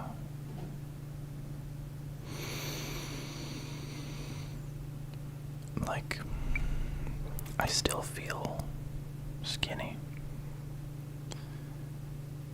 but looking at that, I can at least appreciate how far I've come since then.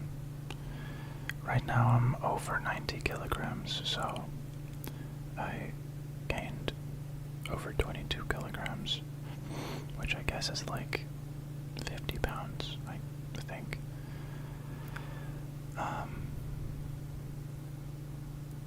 So yeah, it's been a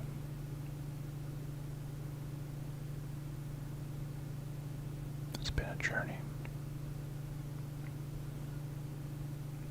I guess the weird thing is thinking that if I stop putting in the effort, I will just revert back to being underweight again.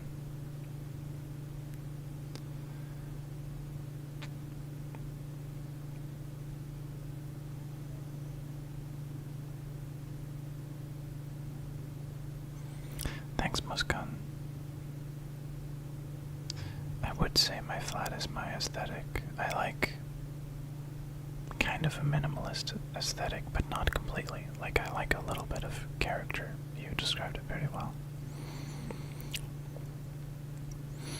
I don't like clutter. I like tidy spaces, but I guess with a few statement pieces, like the map, for example. I like plants as well, but I've been away from my apartment a lot in the last year. I've been traveling a lot. So, well, I guess not traveling a lot per se, but staying in other countries a lot. And I didn't want to have my plants in my apartment, not being able to take care of them, so I brought them to my mom's, so that she loves taking care of plants. So now they have a good home. But it's a little bit sad when I'm here, because then, you know, it feels a little bit more empty without my plants.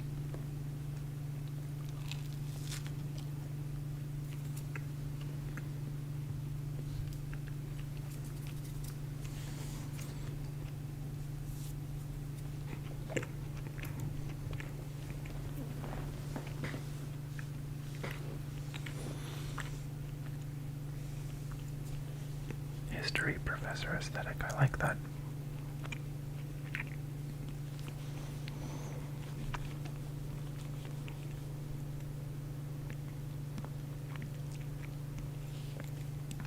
Oh, 6'4" is like 193, 194.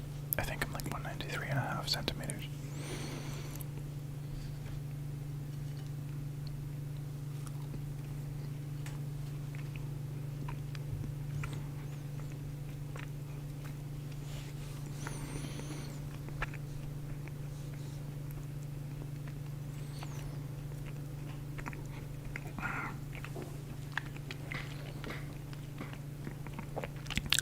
From Atlantis is such a vibe. I love that movie. Not necessarily for the story. In fact, I don't remember that much about the story, but the whole vibe of the art style and the, I don't know, Atlantis. Immaculate vibes. Oh, I love it. If I give you that vibe, like my style, that's the biggest compliment. I love that.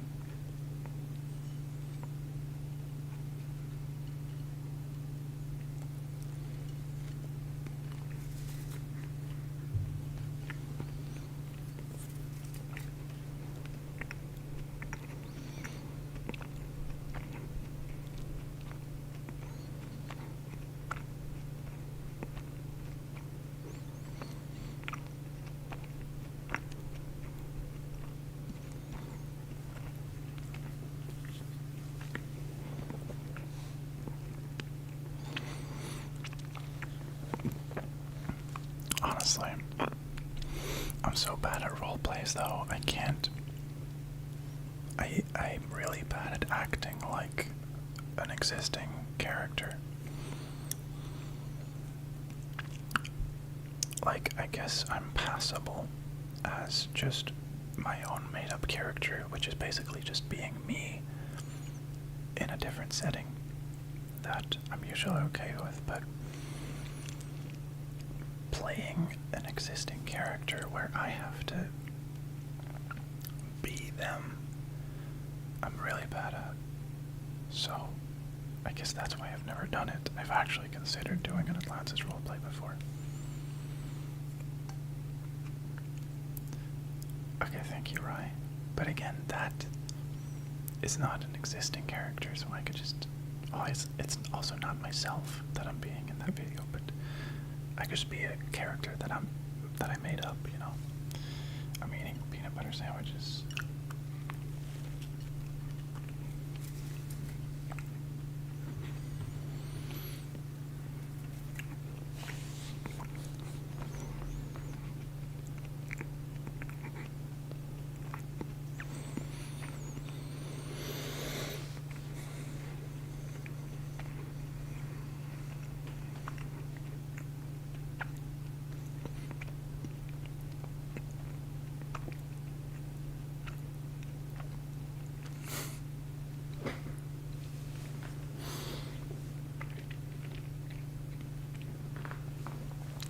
Good cop, bad cop video with Matt.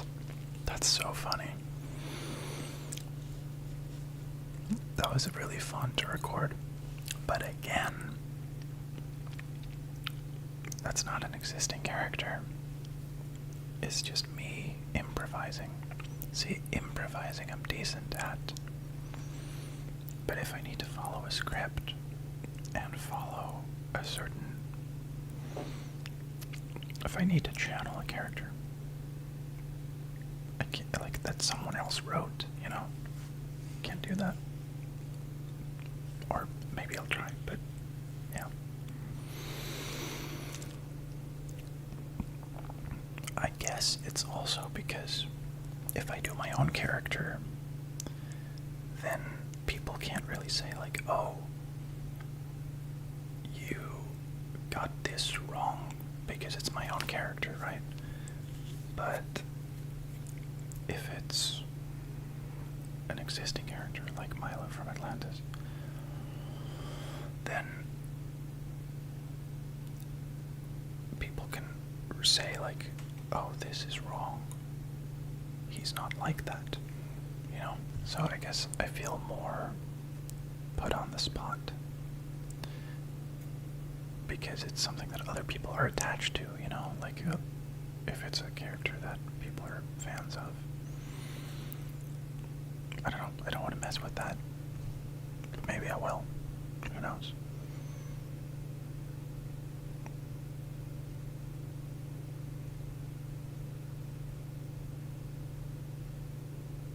Smooth or chunky peanut butter.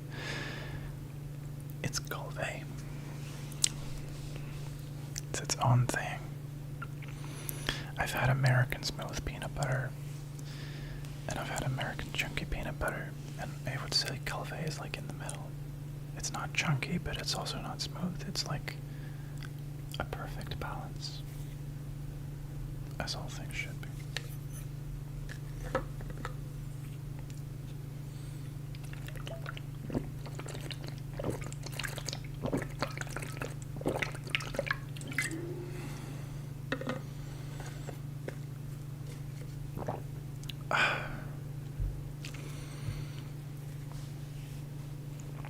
Can I give one good advice to grow on YouTube?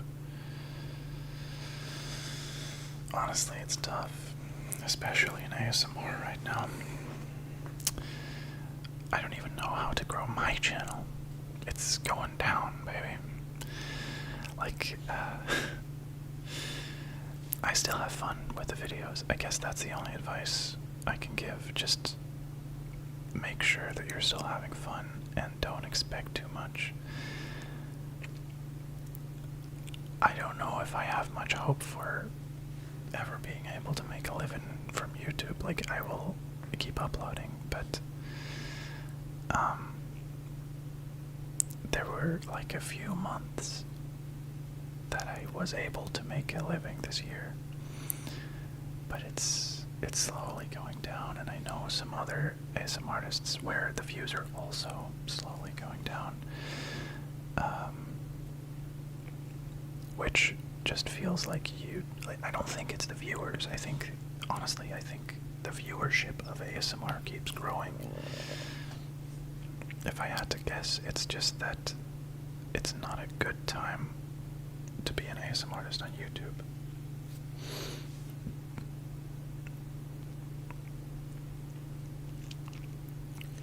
Like,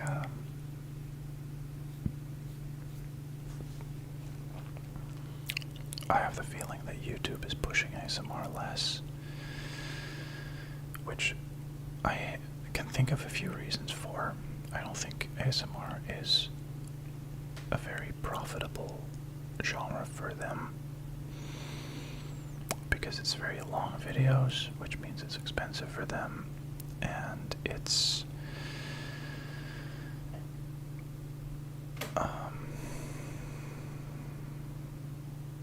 not very monetizable, as in people limit the ads that they put on it. So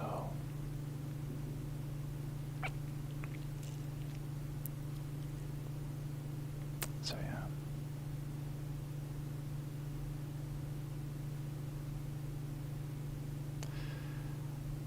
Where was I going with that? Yeah, I think, honestly, it seems to me like the YouTube algorithm just isn't pushing ASMR as much as it used to.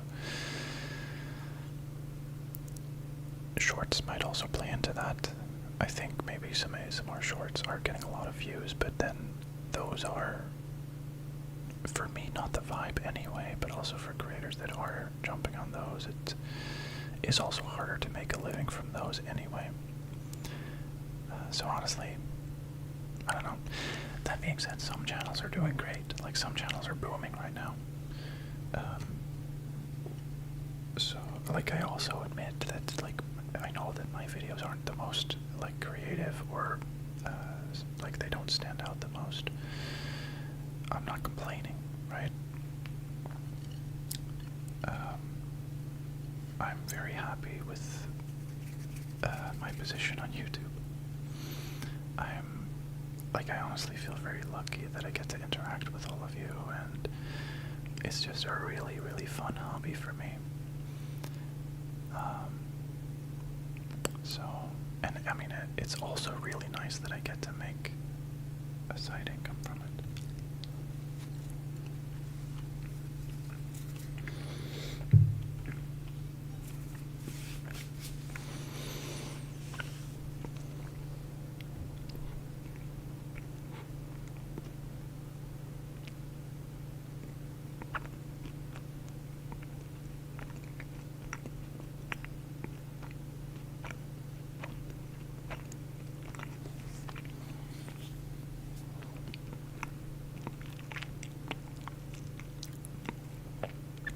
That's a fair point, Sean.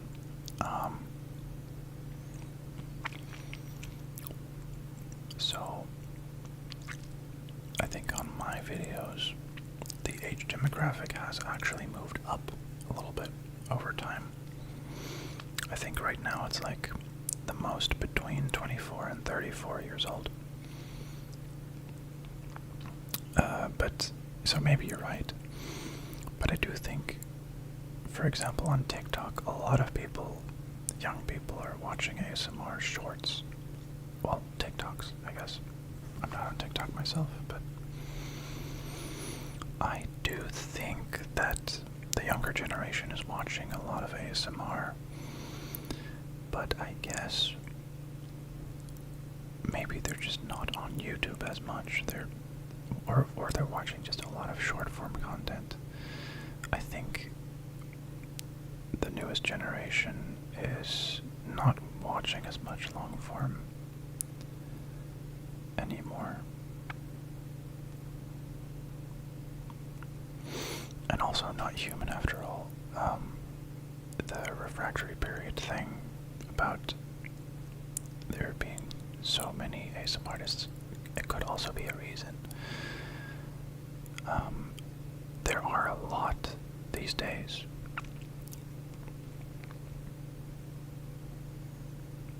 But I guess I like to think that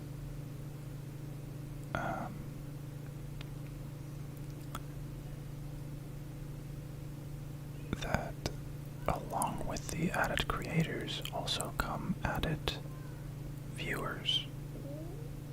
But yeah, maybe there have been, like, maybe the growth in creators has been disproportionate to the amount of viewers. That's possible.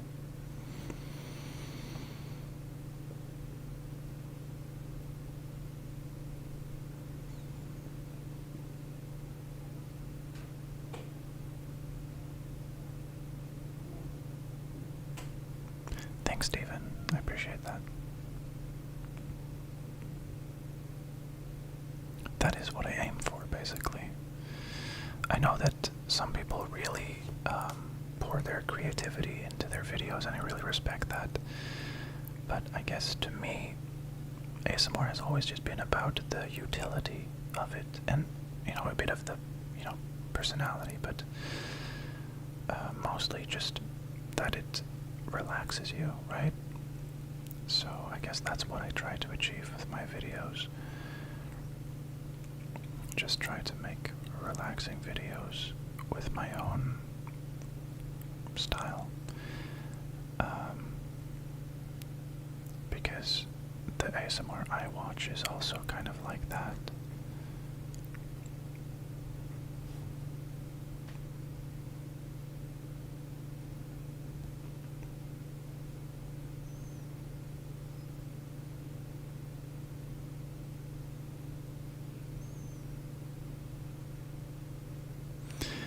Yeah, also not into short ASMR. I mean, there's a few shorts that I've watched that I was like, oh, this is nice, but then I always wish, like, I wish it was a longer video so I could really relax to it instead of, you know, having just that 1 minute clip. Oh, hey Fleur, welcome to the stream. I guess I kind of stopped coding and we're just yapping now.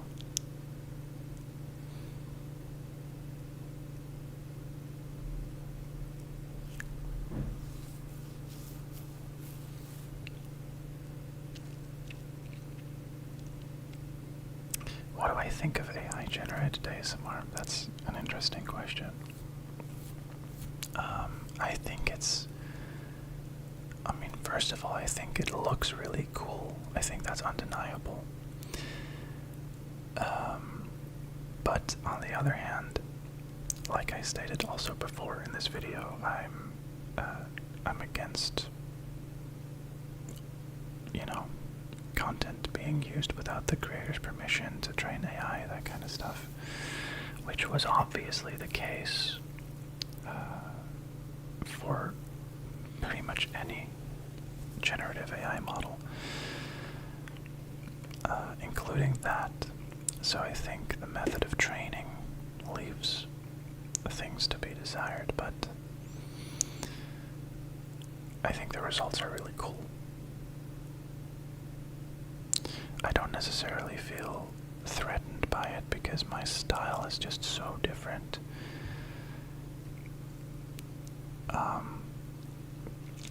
But I guess the niche that has those very short ASMR clips with high production value, that niche might suffer from the AI generated content, which is kind of sad because that is probably the niche that AI was mostly trained on anyway. I guess it's also weird knowing that AI model, which I think is a Google VO3, probably knows my face very well. It's weird to think that not only is my face on the internet because of the videos I uploaded, but now there probably exists a video generation model that could potentially accurately generate my face saying stuff.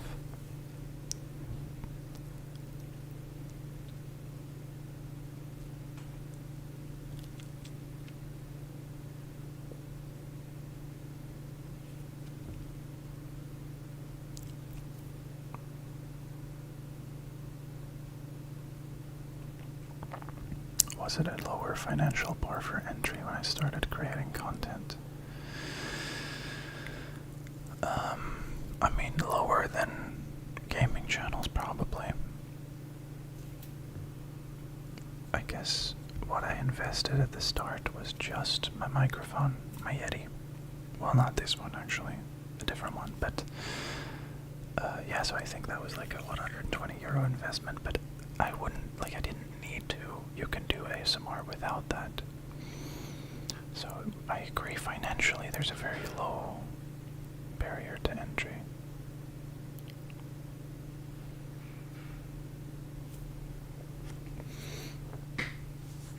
Oh, Steven, Sleebi is coming along nicely. I was just working on it earlier in the stream.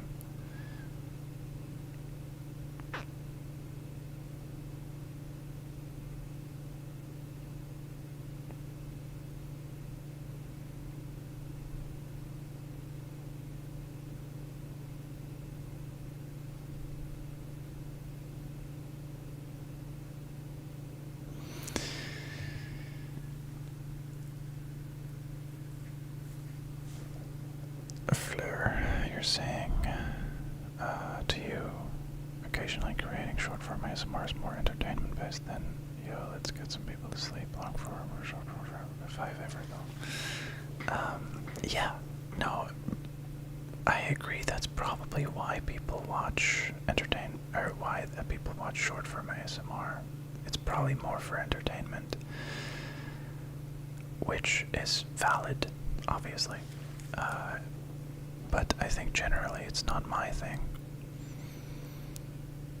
Even though there have been a few that I liked, but I guess I usually tend to not try to not fall into watching shorts of any kind, because they're, in my experience, way more addictive than long form. And I don't like doom scrolling. Luke, you changed your major. What advice can you give to someone who's a complete beginner? Should they learn it? What to expect? Pros and cons. I assume you mean coding. I mean, if you're considering it, you should probably try it, first of all. See if you like it, and if you like it, you should definitely learn it.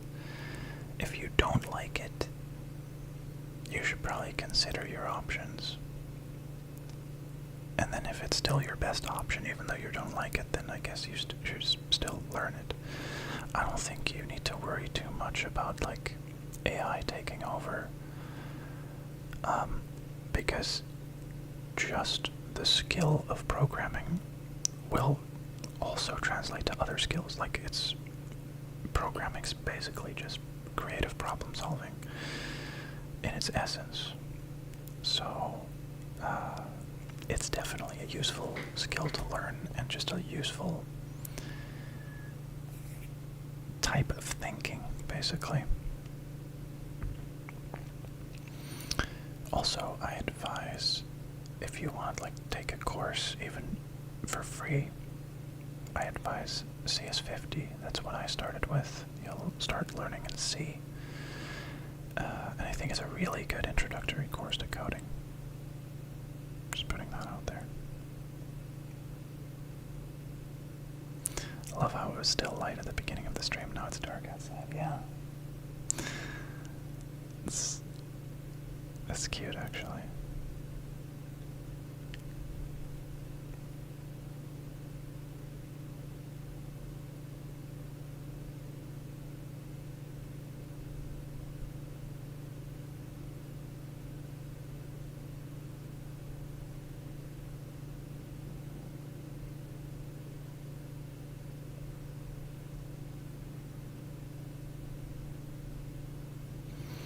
Oh my god, Benu Vogel.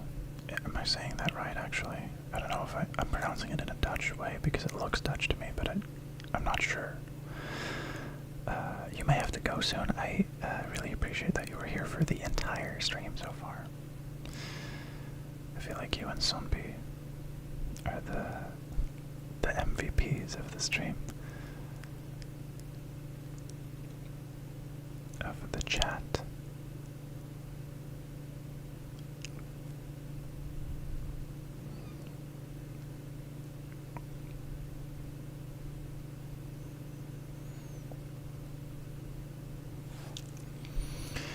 The style of ASMR I like to listen to similar to what I make myself, or quite different?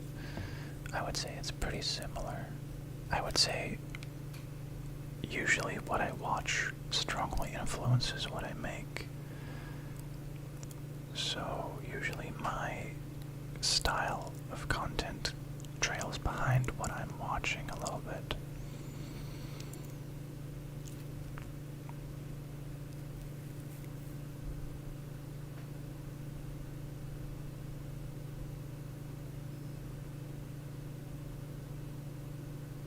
Cello, thank you. I'm glad you're using Sleebi.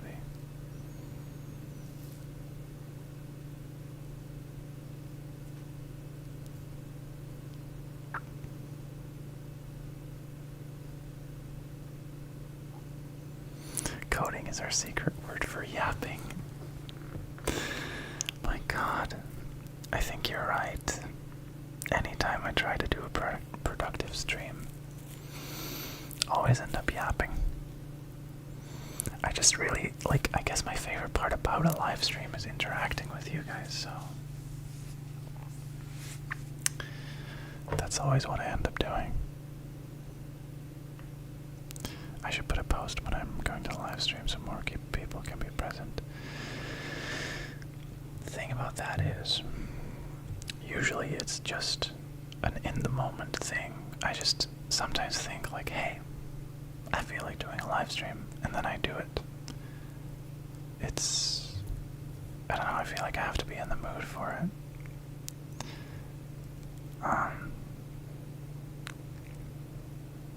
Yeah. It would be nice for more people to join, I agree. But also, I feel like there's a nice amount of people in the chat anyway. I pronounced it similar, it's German. Oh, so it's like Vogel. A Vogel.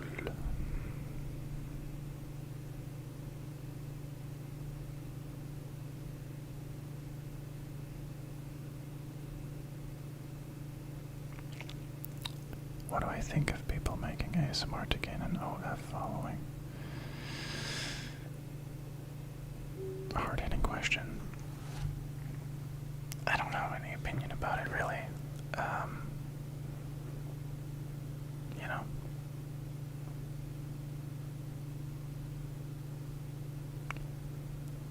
I think it's nice if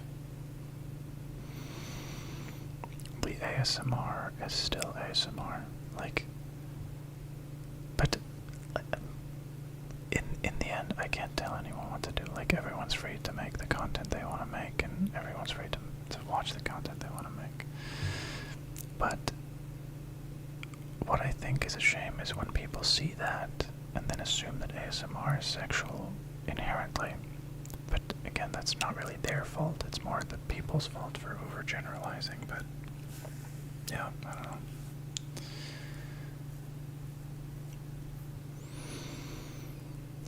I guess I don't have any strong opinions on it anyway.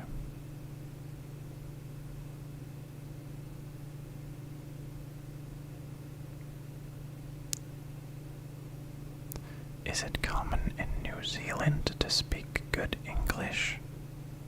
You feel like everyone you've seen from there sounds like native English speakers. I think, I'm not an expert, but I think New Zealand has English as its native language, right? Unless they have like a actual like native population language. But as far as I know, there's a very thick New Zealand accent they have, which sounds very charming, by the way. Isn't Taika Waititi from New Zealand?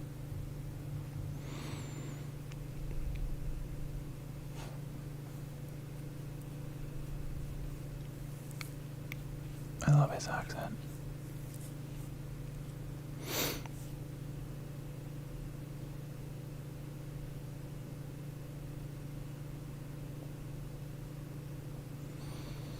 Okay. How long has the stream been going on, actually? I feel like I'm getting tired, guys. Yesterday I actually went to bed around this time. I got up at like 6 in the morning today.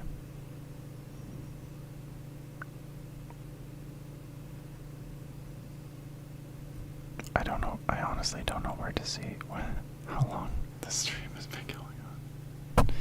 Oh, sorry. I hope that was not loud. For me, it wasn't.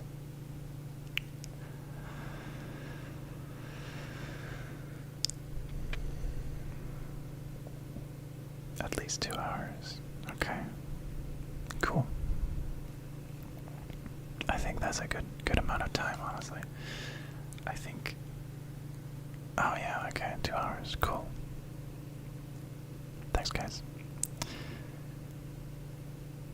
So, yeah, I think I need to end it because clearly I'm not eating fast enough while chatting with you guys, and I need to finish this food before I go to bed. I always end up eating my food late because I always put it off, but okay. thank you all for joining so much. I didn't get that much coding done, but I got a little bit. We did a little bit.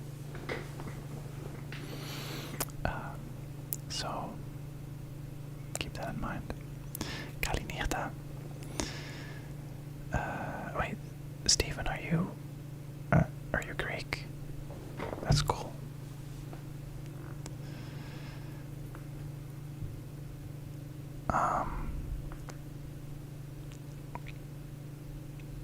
Yes. Fall asleep with Sleebi, guys. No, you're the best. Oh wait, you're wishing me the best. Well, my point still stands. You're the best. And yeah, thanks everyone for watching. I hope it was a little bit relaxing or fun. And I hope you'll see me next time. Alright. Good night. Now I'm gonna have to go and find the stop button.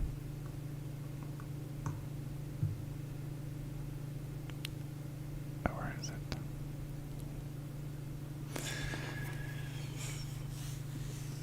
Gute Nacht.